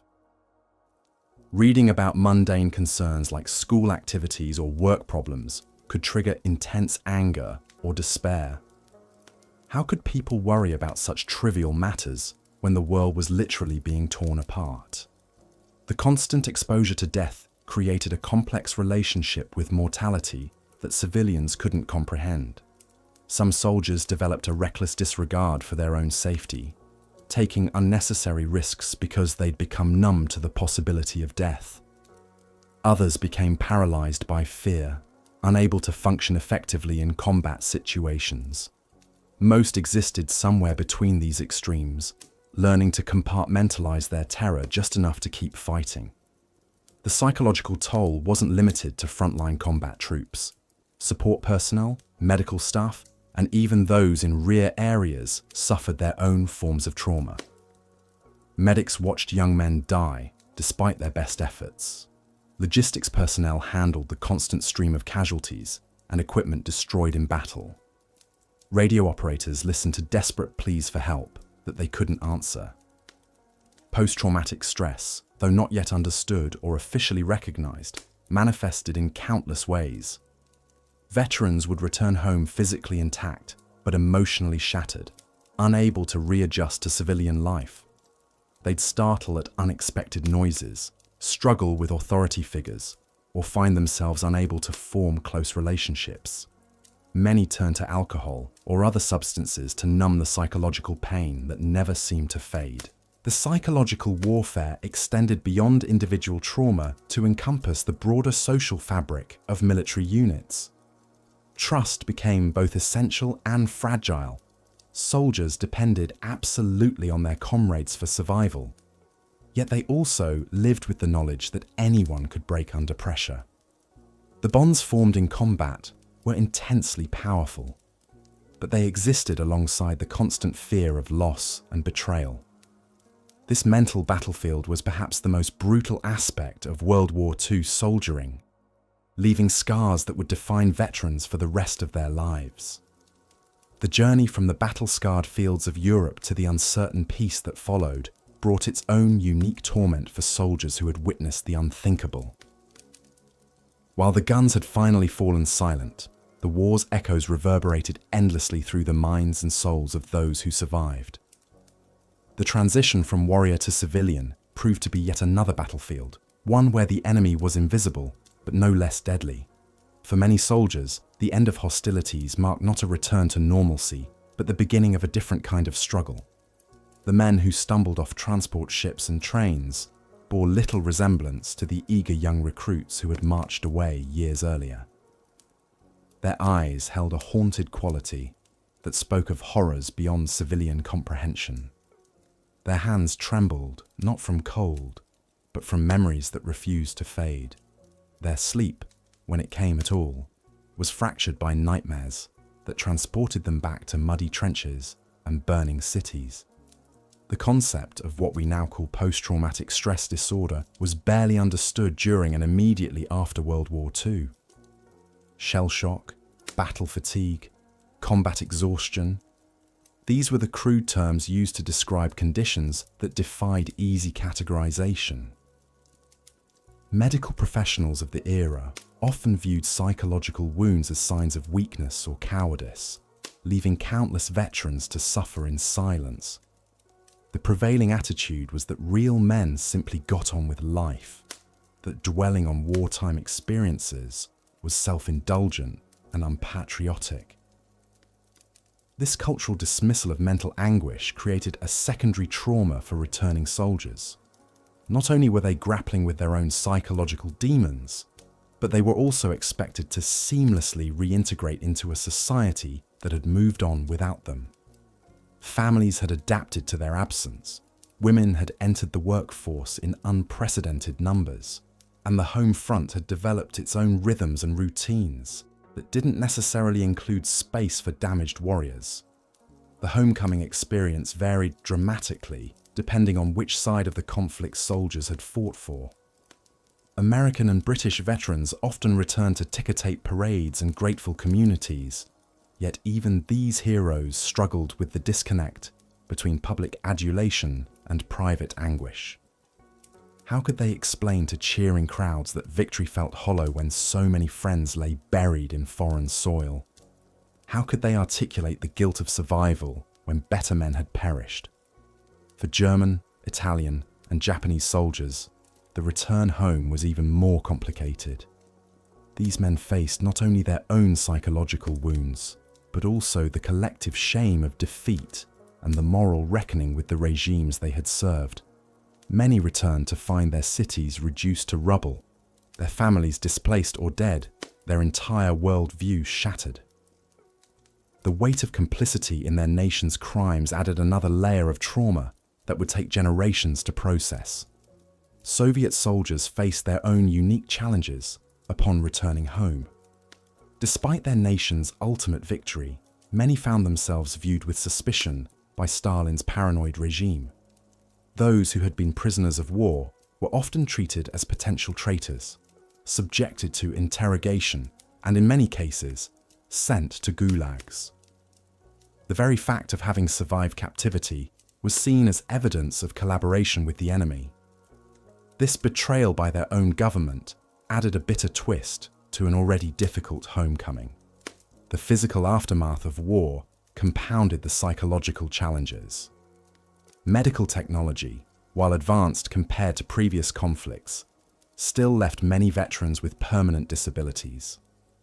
Prosthetic limbs were crude and uncomfortable. Reconstructive surgery was primitive, and pain management was rudimentary. Men who had once prided themselves on their physical strength and capability found themselves dependent on others for basic functions. The loss of identity that came with physical disability was often as devastating as the disability itself. Veterans struggled to find their place in rapidly changing economies. Military skills didn't always translate to civilian employment, and many found themselves competing for jobs with workers who had spent the war years gaining experience in peacetime industries. The GI Bill in the United States provided educational opportunities for many American veterans, but similar programs were not available to soldiers from other nations. For many, economic hardship became another source of stress and anxiety in their already difficult adjustment period. Family relationships bore the strain of these challenges. Wives who had managed households independently for years now had to readjust to their husband's return, often finding that the men who came back were strangers wearing familiar faces. Children who had grown up without fathers struggled to accept these distant, sometimes volatile figures into their lives. Divorce rates spiked in the immediate post-war years as couples discovered that love alone wasn't enough to bridge the chasm created by years of separation and trauma. The coping mechanisms available to veterans were limited and often destructive. Alcohol became a common form of self-medication, offering temporary escape from memories that refused to fade. The culture of drinking that had been part of military life continued into civilian existence, but without the camaraderie and structure that had once contained it. Many veterans found themselves trapped in cycles of drinking and depression that destroyed relationships and derailed careers. Some veterans channeled their experiences into creative expression, producing literature, art, and films that helped society begin to understand the true cost of war. Writers like Norman Mailer, James Jones, and Kurt Vonnegut drew directly from their combat experiences to create works that captured the surreal horror and dark humor of warfare. These artistic expressions served not only as personal therapy for their creators, but also as bridges of understanding between veterans and civilians. Others found solace in veteran organizations and informal networks of former soldiers.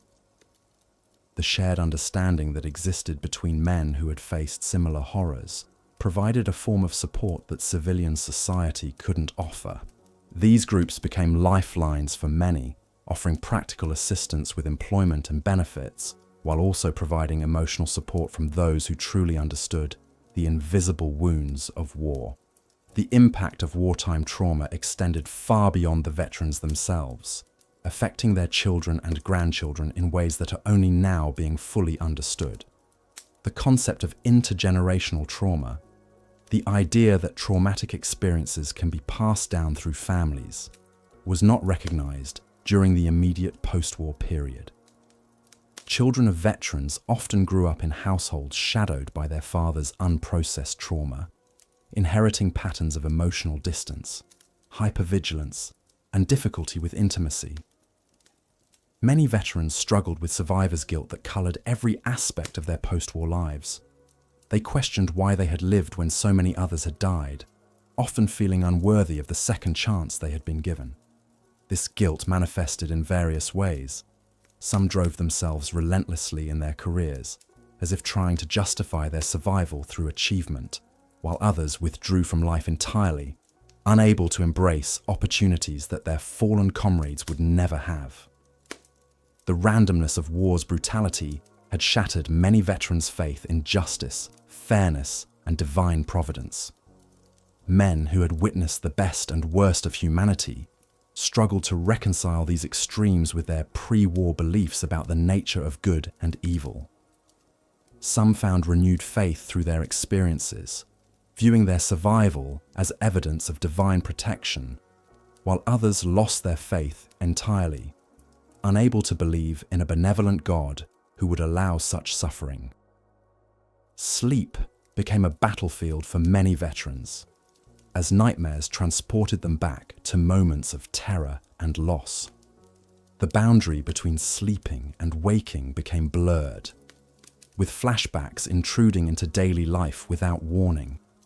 Simple sounds, a car backfiring, a door slamming, a child crying, could trigger intense physiological responses that left veterans feeling vulnerable and out of control.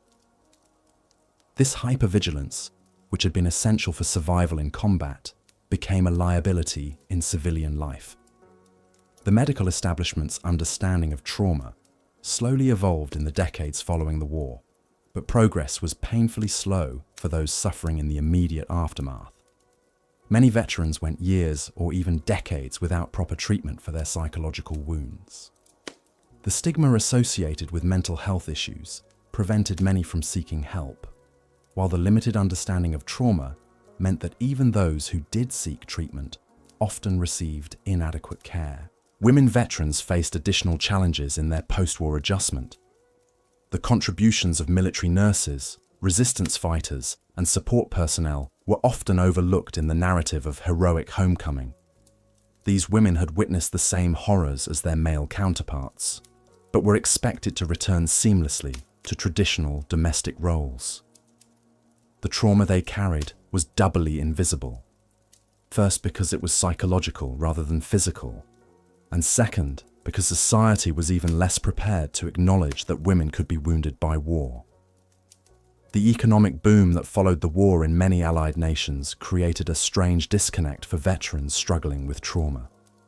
While society celebrated prosperity and progress, many former soldiers felt left behind, unable to participate fully in the optimism that characterized the era. The contrast between public celebration and private anguish created additional isolation for those already struggling to find their place in the post-war world. As the immediate post-war years gave way to the 1950s and beyond, patterns emerged in how different societies dealt with their returning veterans. Some nations developed more comprehensive support systems, while others largely ignored the problem, hoping it would resolve itself with time. The Cold War created new anxieties and divisions that complicated the process of healing, as former allies became enemies and old certainties crumbled. The legacy of World War II's psychological toll continues to influence our understanding of war's impact on the human psyche. The veterans who struggled in silence during those early post-war years paved the way for better recognition and treatment of combat trauma in subsequent conflicts. Their suffering was not in vain if it helps us better support the warriors of today and tomorrow. The stories of these forgotten battles, fought not with weapons but with memories, not on foreign soil but in the privacy of bedrooms and family kitchens, remind us that the true cost of war extends far beyond the battlefield. The young men who marched away to fight for freedom, democracy, and their nation's survival paid a price that many are still paying today. Their invisible wounds may have healed with time, or they may have been passed down to children and grandchildren who continue to grapple with the echoes of a war they never fought. In recognizing their struggle, we honor not only their service in combat, but also their courage in facing the long battle that followed. The weight of war settled into the bones of every soldier, like a permanent ache that no amount of rest could cure. By the time most men reached this point in their service, they had witnessed horrors that would haunt them for whatever remained of their lives. The clean-cut recruits who had marched off to war with songs on their lips and dreams of glory in their hearts were long gone, replaced by hollow-eyed survivors who moved through each day with the mechanical precision of the walking dead. Sleep became an elusive luxury, not just because of the constant threat of enemy action, but because of what waited in the darkness behind closed eyelids. The faces of fallen comrades appeared with startling clarity in dreams that felt more real than waking life. The sounds of artillery bombardments echoed in phantom thunder that could strike without warning, sending battle-hardened veterans diving for cover at the rumble of a passing truck. Every shadow might conceal an enemy sniper, Every unexpected sound could signal the beginning of another assault. The psychological toll of constant vigilance was perhaps more devastating than the physical hardships. Men learned to sleep with one eye open, to eat while scanning for threats, to relieve themselves while keeping their weapons within arm's reach. Trust became a precious commodity doled out sparingly, because betrayal on the battlefield meant death not just for oneself, but for every man in the unit. The bonds forged in combat were simultaneously the strongest and most fragile connections these soldiers would ever know. Food, when it came, was often spoiled or barely edible. Rations designed to provide basic nutrition bore little resemblance to actual meals, and fresh provisions were rare luxuries that appeared irregularly and disappeared quickly. Men learned to eat anything that might provide sustenance, overcoming revulsion born of upbringing and civilization. Hunger gnawed at empty bellies with a persistence that made concentration difficult and decision-making cloudy. The simple act of sharing a piece of stale bread or a sip of clean water became profound gestures of brotherhood that transcended rank and background. Water was another constant concern. Clean drinking water was often scarce, forcing soldiers to make desperate choices between risking disease from contaminated sources or facing the dehydration that would leave them vulnerable in combat. Many learned to purify water using whatever methods they could devise, but stomach ailments and dysentery were common afflictions that could disable a fighting man as effectively as enemy bullets. The medical care available to wounded soldiers was primitive by any standard, hampered by shortages of supplies, trained personnel, and basic sanitary conditions. Field hospitals were often little more than tents or commandeered buildings where overworked medics performed triage with heartbreaking efficiency. The walking wounded were patched up and sent back to the front lines, while those with more serious injuries faced uncertain prospects for recovery. Pain medication was scarce and reserved for the most severe cases, leaving many to endure their suffering in stoic silence. Infections claimed as many lives as enemy action, turning minor wounds into fatal conditions. The lack of antibiotics meant that even small cuts could become septic, and surgery performed under battlefield conditions often did more harm than good. Amputation was sometimes the only option for saving a life, but the psychological trauma of losing a limb often proved as debilitating as the physical disability. Men who had defined themselves by their physical capabilities suddenly found themselves dependent on others for the most basic tasks. The climate and environment added another layer of misery to an already unbearable situation. In the Pacific Theater, soldiers battled not only Japanese forces, but also tropical diseases, poisonous insects, and suffocating humidity that made every movement exhausting. Malaria, dengue fever, and other mosquito-borne illnesses decimated units faster than enemy bullets. The jungle itself became an adversary, concealing dangers both human and natural, while providing perfect cover for ambushes and surprise attacks. In the European theatre, bitter winters brought their own special torments. Frostbite claimed fingers and toes with ruthless efficiency, while trenchfoot turned feet into rotting masses of infected flesh. The cold penetrated through every layer of clothing, making sleep impossible and movement painful. Men huddled together for warmth, sharing body heat and what little fuel they could find for fires that had to be kept small to avoid attracting enemy attention. Equipment failures added unpredictability to an already chaotic environment. Weapons jammed at critical moments, leaving soldiers defensively vulnerable. Radios failed when communication was most crucial, cutting units off from support and coordination. Vehicles broke down in hostile territory, stranding their occupants far from friendly lines. The mechanical devices that were supposed to provide advantages in warfare often became liabilities when they malfunctioned at the worst possible moments. The randomness of death on the battlefield created a psychological environment where nothing made sense, and survival seemed to depend more on luck than skill or courage. A soldier could perform heroically in one engagement only to be killed by a stray shell while eating breakfast the next morning. Men who had survived dozens of combat missions would die from accidents or friendly fire, while others who seemed constantly in harm's way would emerge unscathed from the most dangerous situations. This randomness eroded faith in justice, fairness, and the notion that good deeds would be rewarded while evil would be punished. Soldiers watched as the bravest and most decent men in their units were cut down while cowards and bullies seemed to lead charmed lives. The arbitrary nature of battlefield death created a worldview where traditional moral frameworks collapsed under the weight of experience that contradicted everything these men had been taught about how the world worked. The noise of warfare was a constant assault on the senses that went far beyond simple loudness. Artillery bombardments created sound levels that could cause permanent hearing damage, while the concussive effects of explosions rattled teeth, disrupted vision, and left men disoriented and confused. The crack of rifle fire, the chatter of machine guns, and the whistle of incoming mortar rounds created a symphony of violence that played continuously in the background of every waking moment.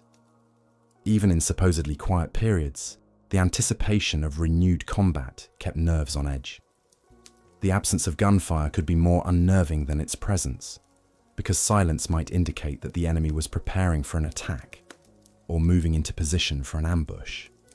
Every sound had to be analysed and categorised as either threatening or benign, a process that required constant attention and left little mental energy for other activities. The smell of war was equally assaultive and unforgettable. Cordite and gunpowder mixed with the stench of unwashed bodies, rotting food, and human waste to create an olfactory environment that was both nauseating and oddly familiar.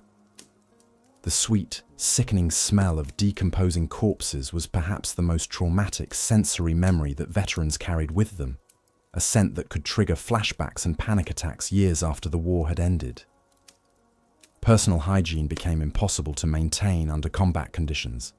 Men went weeks without bathing, their clothes becoming stiff with sweat, dirt, and blood.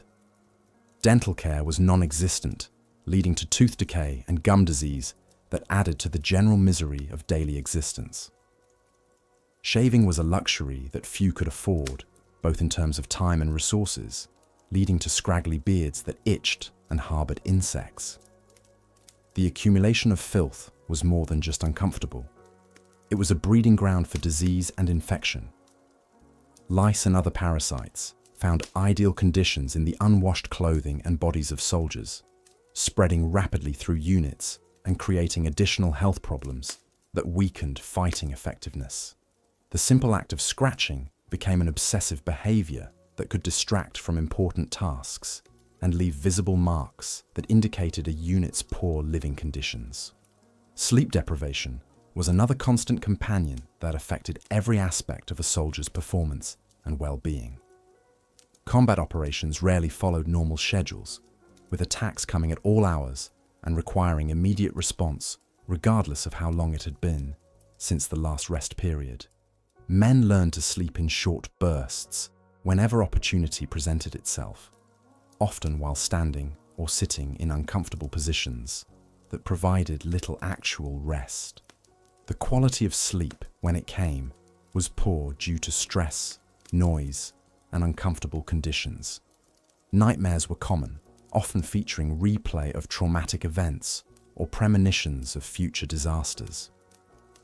Many soldiers developed chronic insomnia that persisted long after the war ended, their nervous systems having become so accustomed to hypervigilance that relaxation became impossible. The psychological defense mechanisms that soldiers developed to cope with these conditions often came at a steep price. Emotional numbing that helped men function in combat also made it difficult to experience positive emotions like joy, love, or hope. The black humor that provided relief from stress could become so ingrained that it interfered with normal social interactions after the war. The hypervigilance that kept soldiers alive on the battlefield could make peaceful civilian life feel threatening and alien, Many men found that they had lost the ability to relate to people who had not shared their experiences. The concerns and complaints of civilians seemed trivial compared to the life and death struggles of combat, creating a gulf between veterans and the society they had fought to protect. Relationships with family members and friends became strained as both sides struggled to bridge the gap between wartime and peacetime experiences. The moral injuries sustained in combat were often more lasting than physical wounds. Men were forced to make split-second decisions that violated their deepest beliefs about right and wrong, sometimes killing enemy soldiers who were barely more than children, or watching helplessly as civilians became caught in the crossfire. The weight of these compromises accumulated over time, creating a burden of guilt and shame that could not be easily shared. Some soldiers found themselves questioning everything they had previously believed about human nature, justice, and the meaning of life. The patriotic fervor that had motivated their enlistment seemed naive and foolish in light of what they had witnessed and done. The noble cause they had enlisted to serve became obscured by the brutal realities of combat, leaving them wondering whether their sacrifices had been worthwhile.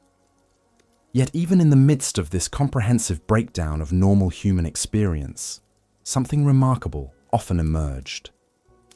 The bonds formed between soldiers who had shared these extremes of suffering became deeper and more meaningful than any relationships most of them had ever known.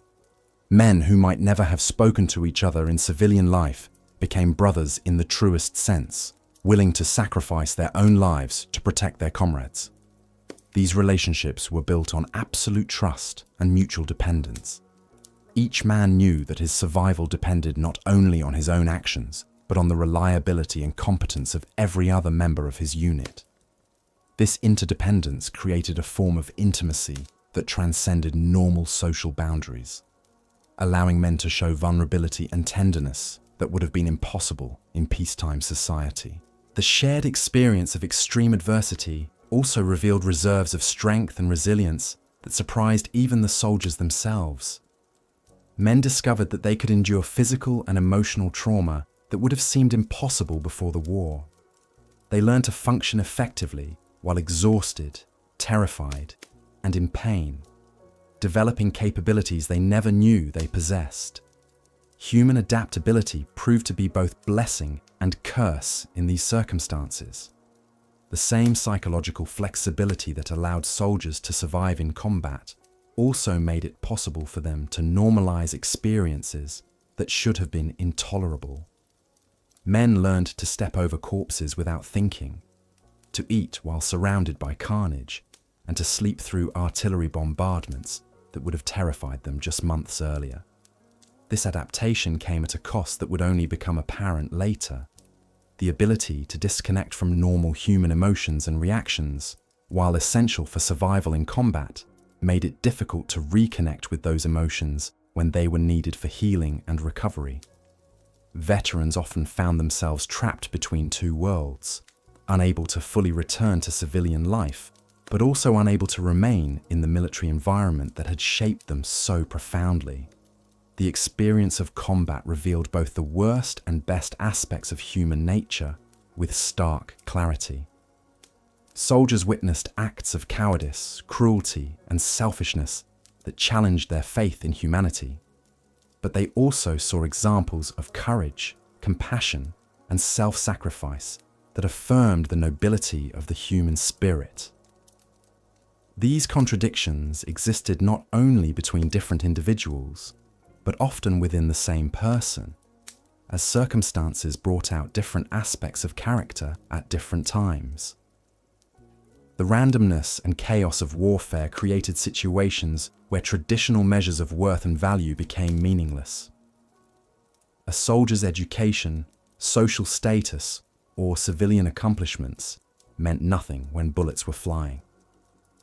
Survival depended on qualities that were impossible to predict or measure in advance. The ability to remain calm under pressure, to make good decisions quickly, to trust and be trusted by others, and to maintain hope in the face of overwhelming evidence that hope was futile. For For many soldiers, the war became a transformative experience that fundamentally altered their understanding of themselves and their place in the world. They discovered capabilities they never knew they had, both for endurance and for violence. They learned that they could kill other human beings when necessary, but also that they could risk their lives to save strangers. These discoveries were often difficult to integrate into their post-war identities, creating internal conflicts that persisted for decades. The brutal realities of World War II combat created a generation of veterans who had been marked by experiences that were almost impossible to communicate to those who had not shared them. Their attempts to readjust to civilian life were complicated by the fact that the skills and attitudes that had kept them alive in combat were often counterproductive in peacetime society. The hypervigilance that had been essential on the battlefield became paranoia in suburban neighborhoods. The emotional numbing that had allowed them to function in combat made it difficult to connect with family members who needed their love and attention. Many veterans struggled with what would later be recognized as post-traumatic stress disorder, though at the time there was little understanding of the psychological wounds of war. They were expected to simply return to their pre-war lives as if nothing had happened, despite the fact that they had been fundamentally changed by their experiences. The stoic ideal of the strong, silent veteran who didn't complain about his service made it difficult for many to seek help or even acknowledge that they needed it. The physical scars of war were visible and could be treated with medical intervention, but the psychological and spiritual wounds were often invisible and untreatable with the limited resources available at the time. Veterans learned to carry their pain silently, creating a facade of normalcy that concealed the ongoing struggle to make sense of what they had experienced and done. The brutal life of a World War II soldier encompassed every aspect of human experience compressed into its most extreme forms.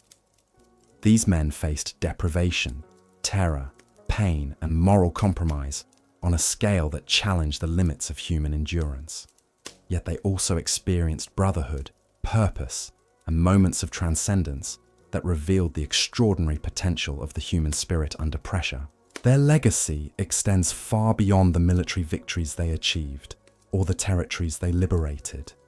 They demonstrated that ordinary people could rise to meet extraordinary challenges, that the human capacity for both suffering and resilience was greater than anyone had imagined, and that the bonds forged in extreme adversity could become the foundation for lifelong relationships of uncommon depth and meaning.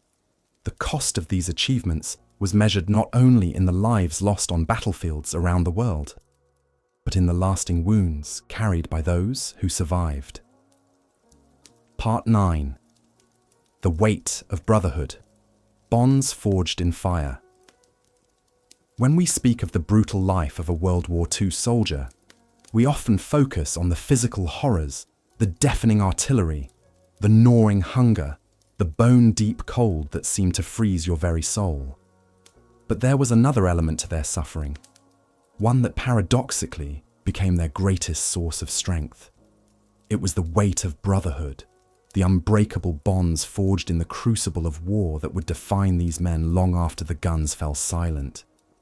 You see, in the midst of all that chaos and carnage, something extraordinary happened.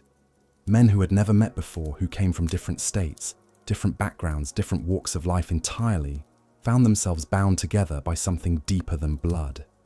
They became brothers in the truest sense of the word, united not by birth, but by the shared experience of hell on earth. Picture this for a moment. You're 19 years old, maybe 20 if you're lucky. You've been ripped away from everything you've ever known, everything that gave your life meaning, your mother's cooking, your girlfriend's letters, the familiar streets of your hometown. All of that is gone, replaced by mud and misery and the constant threat of death. In that vacuum, in that complete absence of everything normal and good, these men became everything to each other. They shared their last cigarettes when tobacco was scarce. They split their meager rations even when their own stomachs were cramping with hunger. They carried wounded comrades on their backs for miles, even when their own legs could barely hold them up. They wrote letters home for buddies who couldn't read or write, and they held dying friends in their arms, whispering lies about how everything was going to be okay. This wasn't just friendship. This was something forged in fire, tempered by suffering, and strengthened by the knowledge that the man next to you was the only thing standing between you and complete despair. When Private Johnson from Arkansas shared his last chocolate bar with Corporal Schmidt from Wisconsin, it wasn't just generosity. It was an act of survival, a recognition that they were all in this together, that their fates were intertwined in ways that civilians back home could never understand. The bonds formed in foxholes and trenches became sacred. These men developed their own language, their own rituals, their own code of honor that transcended anything they'd learned in training. They knew each other's fears, each other's dreams, each other's deepest secrets. They could read each other's moods in the dark, could sense danger in the way a buddy held his rifle, could offer comfort with nothing more than a shared look across a battlefield. But here's what made it truly brutal. These bonds came with a terrible price.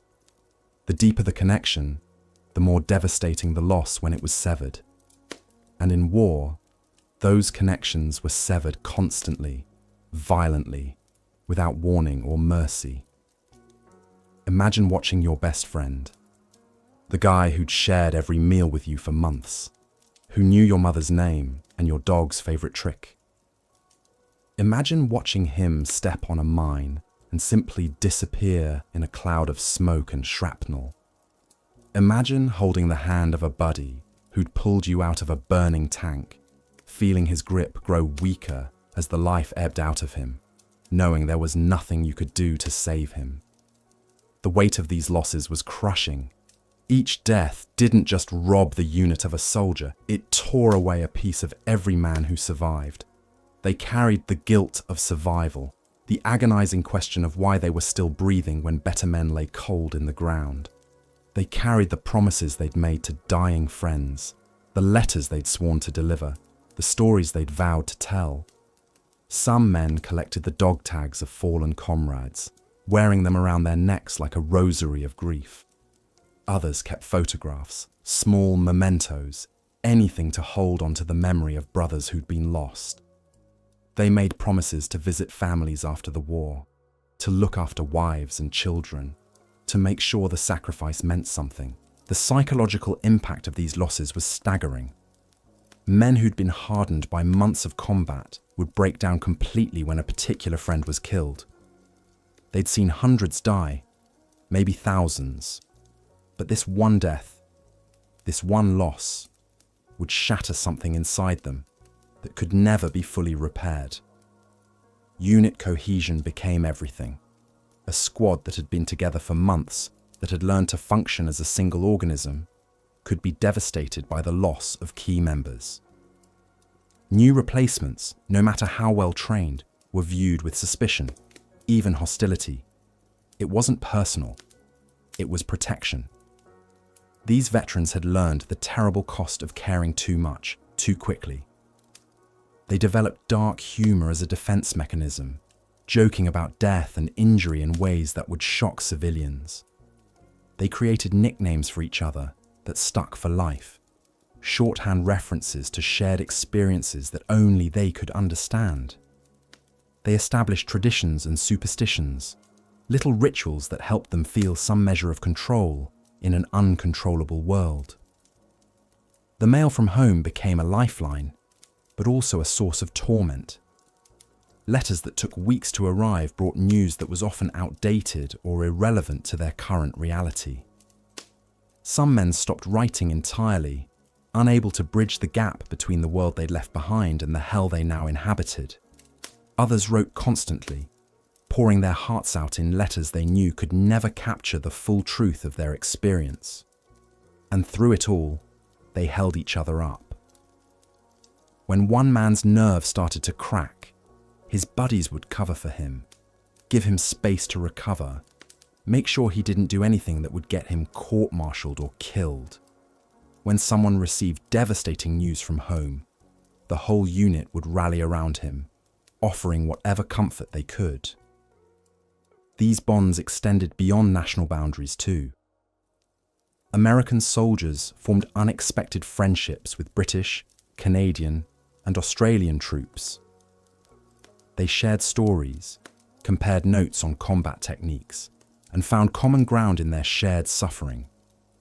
Language barriers meant nothing when you were all facing the same enemy, the same fear, the same possibility of death.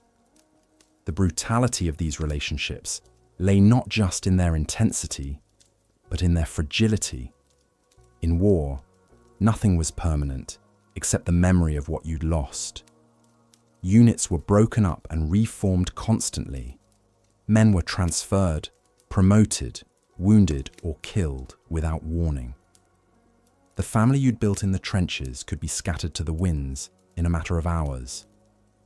Veterans would spend the rest of their lives searching for this kind of connection again, this depth of understanding and mutual dependence.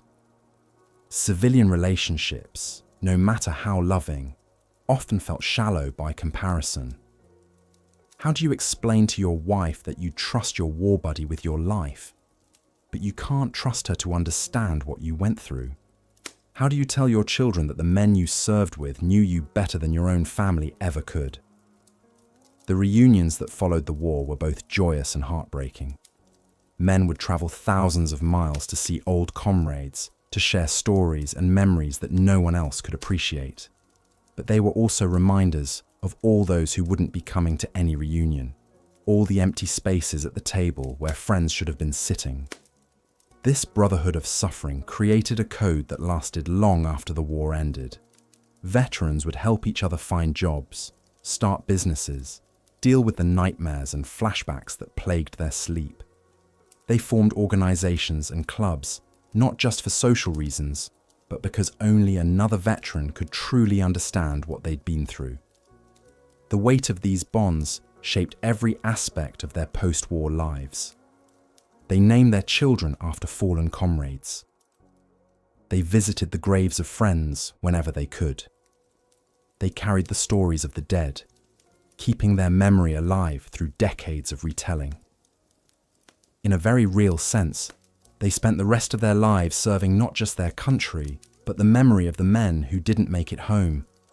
This was perhaps the most brutal aspect of the World War II soldiers' experience, not just the physical suffering, not just the psychological trauma, but the knowledge that they'd experienced a depth of human connection that could never be replicated in peacetime. They'd found their brothers in the worst possible circumstances, and they'd lost too many of them in ways too terrible to fully comprehend. But it was also their salvation.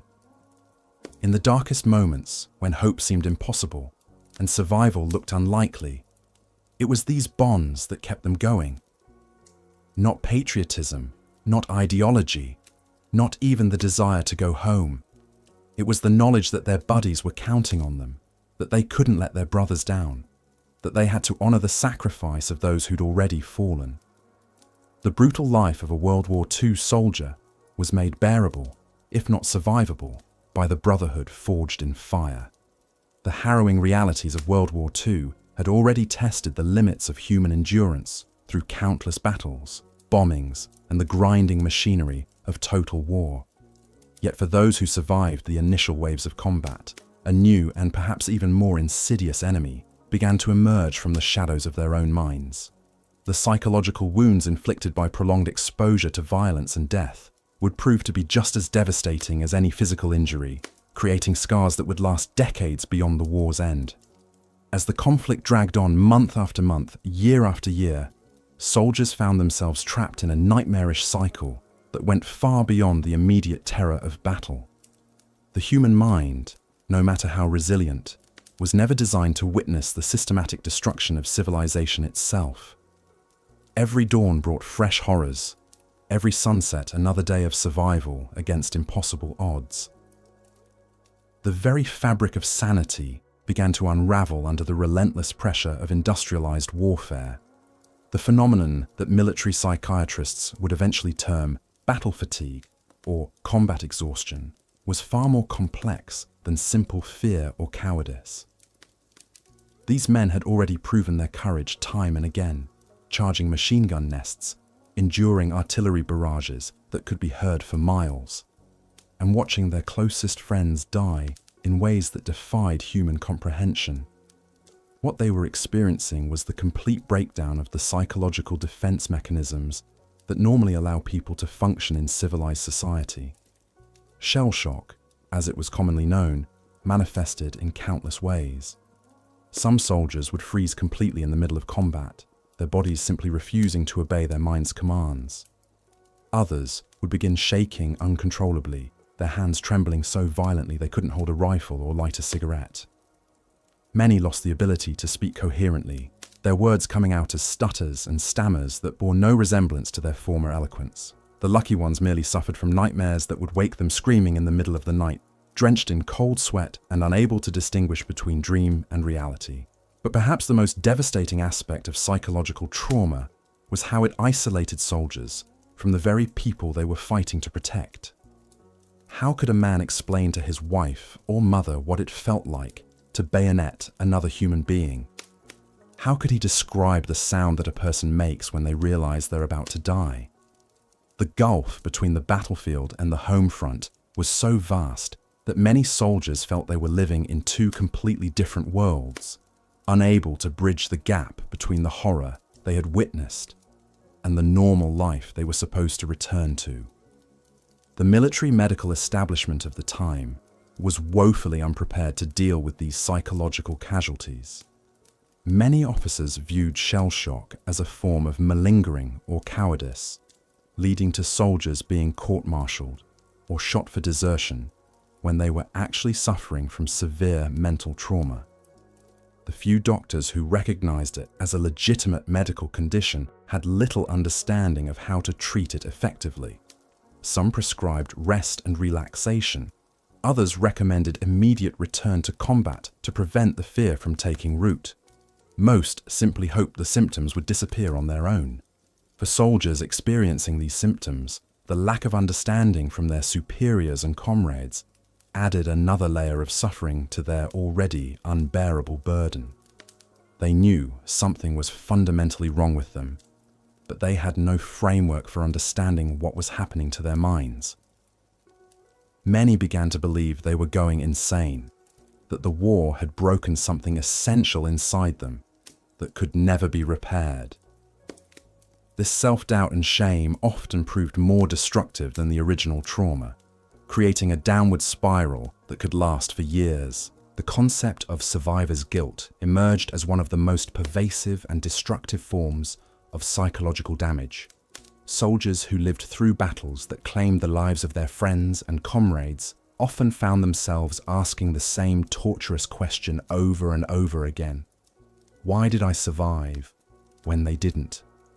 This guilt was compounded by the arbitrary nature of death in modern warfare, where a shell could land 2 feet to the left or right and determine who lived and who died. The randomness of survival made it impossible for soldiers to find any meaning or logic in their continued existence. Hypervigilance became another common symptom that would follow veterans long after the war ended. After months or years of needing to be constantly alert for snipers, booby traps, and surprise attacks, their nervous systems became permanently stuck in a state of high alert. The sound of a car backfiring could send them diving for cover. The sight of smoke rising from a chimney could trigger flashbacks to burning cities, and the smell of certain foods could transport them instantly back to the battlefield. Their minds had been rewired for survival in a hostile environment, but this rewiring made it nearly impossible to relax and enjoy peaceful civilian life.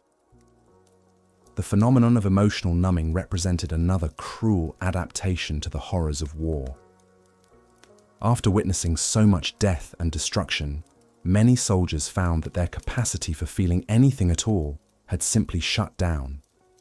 They could no longer experience joy, love, or even basic human connection in the way they had before the war. This emotional flatness served as a protective mechanism during combat, preventing them from being overwhelmed by the constant stream of traumatic experiences. But it also cut them off from the positive emotions that make life worth living, leaving them feeling like hollow shells of their former selves.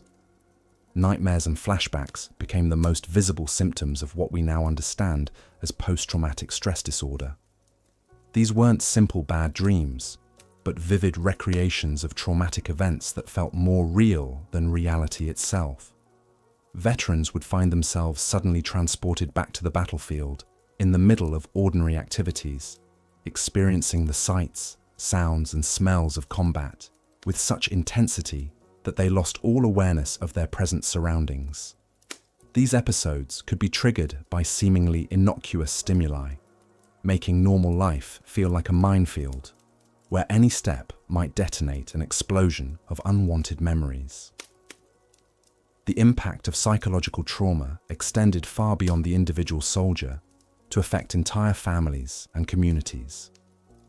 Wives found themselves married to strangers who bore little resemblance to the men they had sent off to war. Children grew up with fathers who were physically present but emotionally absent, unable to form the deep connections that healthy family relationships require. The ripple effects of wartime trauma would echo through generations, as the children of traumatized veterans often struggled with their own psychological issues, despite never having experienced combat themselves. Perhaps most tragically, the very qualities that made someone an effective soldier often became liabilities in civilian life. The aggression and quick reflexes that kept a man alive in combat could make him dangerous and unpredictable in peaceful settings. The loyalty and brotherhood that sustained military units could leave veterans feeling isolated and misunderstood when they returned to a society that had no equivalent bonds. The sense of purpose and mission that gave meaning to military service often disappeared entirely in civilian life, leaving veterans feeling adrift and purposeless. The long-term consequences of this psychological damage would become apparent only in the decades following the war. Many veterans struggled with alcoholism and drug abuse as they attempted to self-medicate their symptoms. Suicide rates among former soldiers remained elevated for years after the conflict ended. Divorce rates soared as marriages crumbled under the weight of untreated trauma. Employment became difficult for men who couldn't concentrate, couldn't sleep, and couldn't trust their own emotional reactions. Yet perhaps the most insidious aspect of psychological trauma was how it remained largely invisible to the outside world. A soldier with a missing limb or visible scars could expect sympathy and understanding from civilians, but a veteran whose wounds were hidden inside his mind often faced skepticism, judgment, and accusations of weakness. Society wanted its heroes to return triumphant and whole, not broken and struggling. This lack of recognition and support made recovery even more difficult and added shame to an already overwhelming burden of suffering. The coping mechanisms that soldiers developed to deal with their trauma were often destructive, but understandable given the circumstances. Some threw themselves into work with manic intensity, using constant activity to avoid confronting their inner demons. Others withdrew completely from social interaction, finding human contact too overwhelming and unpredictable. Many developed elaborate rituals and routines that gave them a sense of control in a world that felt chaotic and dangerous. These adaptations might have provided temporary relief, but they often prevented the deep healing that was necessary for true recovery. As medical understanding slowly evolved, it became clear that the psychological casualties of World War II represented a fundamental challenge to how society thought about mental health and human resilience. The sheer scale of the problem, with millions of veterans affected to some degree, made it impossible to dismiss as individual weakness or moral failing. The war had conducted a massive, involuntary experiment on the human psyche, and the results were both sobering and transformative for the field of psychology. The impact of psychological trauma also varied significantly based on the type of combat experience a soldier had endured.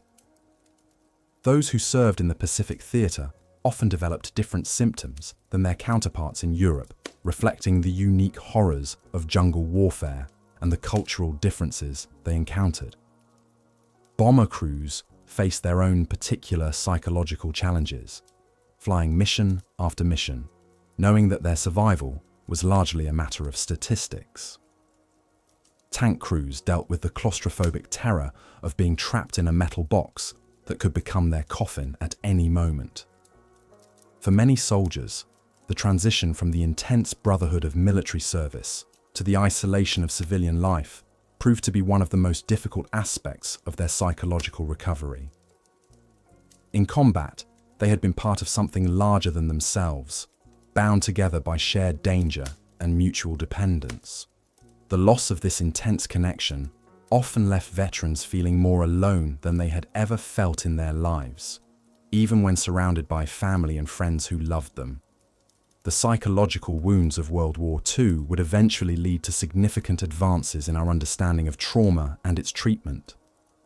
But for the generation that fought the war, this knowledge came too late to prevent decades of unnecessary suffering. They had sacrificed not only their youth and innocence, but also their psychological well-being for the cause of freedom. The brutal reality of a World War II soldier's existence extended far beyond the battlefield, seeping into the very bones of those who survived long enough to glimpse peace. For the men who had endured years of mechanized slaughter, who had watched their closest friends torn apart by artillery shells, who had learned to sleep through the screams of the wounded, the transition back to civilian life proved to be perhaps the cruelest battle of all. These warriors returned home carrying invisible wounds that would never fully heal. They had been forged in the crucible of industrial warfare, transformed into killing machines capable of extraordinary violence and endurance. But the very adaptations that had kept them alive in combat now made them strangers in their own homes, ghosts haunting a world that could never truly understand what they had witnessed. The psychological toll was staggering. Shell shock, what we now recognize as post-traumatic stress disorder, plagued countless veterans who found themselves trapped between two worlds. They would wake in the dead of night, drenched in sweat, believing they were back in a foxhole under enemy fire. The sound of a car backfiring could send them diving for cover. A crowded room might trigger memories of packed troop transports heading towards certain death. Many struggled with what psychologists now call moral injury, the deep spiritual wound that comes from participating in or witnessing acts that violate one's fundamental beliefs about right and wrong. They had done things in war that haunted them, things that no amount of rationalization about duty and survival could fully justify. They had killed men who were probably no different from themselves, young soldiers fighting for their own countries and families. The guilt was omnipresent and crushing. Why had they survived when so many good men had perished? What cosmic injustice had spared them while claiming their friends? This survivor's guilt ate away at them like acid, making them question their worthiness to enjoy the peace that others had died to secure. Some found it impossible to celebrate or even experience joy, feeling that happiness was a betrayal of their fallen comrades. Relationships became casualties of war as well. Wives and girlfriends who had waited faithfully often found themselves living with men they no longer recognized. The gentle boy who had left for war had returned as a hardened stranger who flinched at unexpected touch and couldn't speak of what he had seen. The easy intimacy they had once shared was replaced by an unbridgeable chasm of experience. Children looked at their fathers with a mixture of awe and fear, sensing something dark and dangerous beneath the surface. These men had learned to compartmentalize emotion, to shut down feeling in order to function in the face of horror. But that same emotional numbness that had been essential for survival made it nearly impossible to reconnect with the tender aspects of human experience. The physical scars were often easier to bear than the psychological ones. A missing limb could be explained, accommodated, even honored as a visible symbol of sacrifice. But the invisible wounds defied understanding or sympathy. Society expected these heroes to simply pick up where they had left off, to be grateful for their survival and get on with their lives. The reality was far more complex and painful. many veterans turned to alcohol as their only means of escape from the constant replay of traumatic memories. They drank to silence the voices of dead friends, to blur the images of carnage that played endlessly in their minds. Some became violent, their carefully controlled aggression spilling over into domestic life. Others retreated into complete isolation, unable to bear the weight of human contact. The nightmares were perhaps the cruelest torment of all. In sleep, they were defenseless against the flood of memories that their conscious minds worked so hard to suppress. They relived the worst moments over and over, trapped in an endless loop of terror and helplessness. Some stopped sleeping altogether, afraid of what awaited them in dreams. For many, the war never truly ended. They remained perpetually vigilant, scanning for threats that no longer existed, ready for battles that would never come. The hypervigilance that had kept them alive in combat became a prison in peacetime, making relaxation impossible and turning every day into an exhausting exercise in survival. The bonds forged in combat often proved to be the only relationships these men could maintain. Only another veteran could truly understand the weight they carried, the nightmares they endured, the guilt that consumed them. Veterans' organizations became lifelines, places where they could speak the unspeakable and find some measure of understanding among those who had walked the same dark path. Some found solace in work, throwing themselves into careers with the same intensity they had once applied to warfare. Others discovered that civilian life felt meaningless after the heightened reality of combat. How could a job in an office or factory compare to the life and death stakes they had grown accustomed to? Many struggled with a profound sense of purposelessness, feeling like actors playing roles in a theatre they no longer believed in. The lucky ones found ways to channel their experiences into something meaningful. They became teachers, counselors, advocates for peace. They used their hard-won wisdom to help others avoid the mistakes that had led to such devastating conflict. But even these men carried scars that would never fully heal, wounds that would ache with every storm, every anniversary, every unexpected reminder of what they had endured. The legacy of their trauma extended beyond their own lives, affecting their children and grandchildren in ways that are only now being understood. The sons and daughters of World War II veterans often reported feelings of inexplicable anxiety, depression, and emotional numbness. The trauma had been passed down, like a genetic inheritance, written into the very DNA of subsequent generations. And yet, for all their suffering, these men had also experienced something profound and transformative. They had seen the absolute worst of humanity and somehow maintained their own humanity. They had faced their own mortality and emerged with a deeper appreciation for life.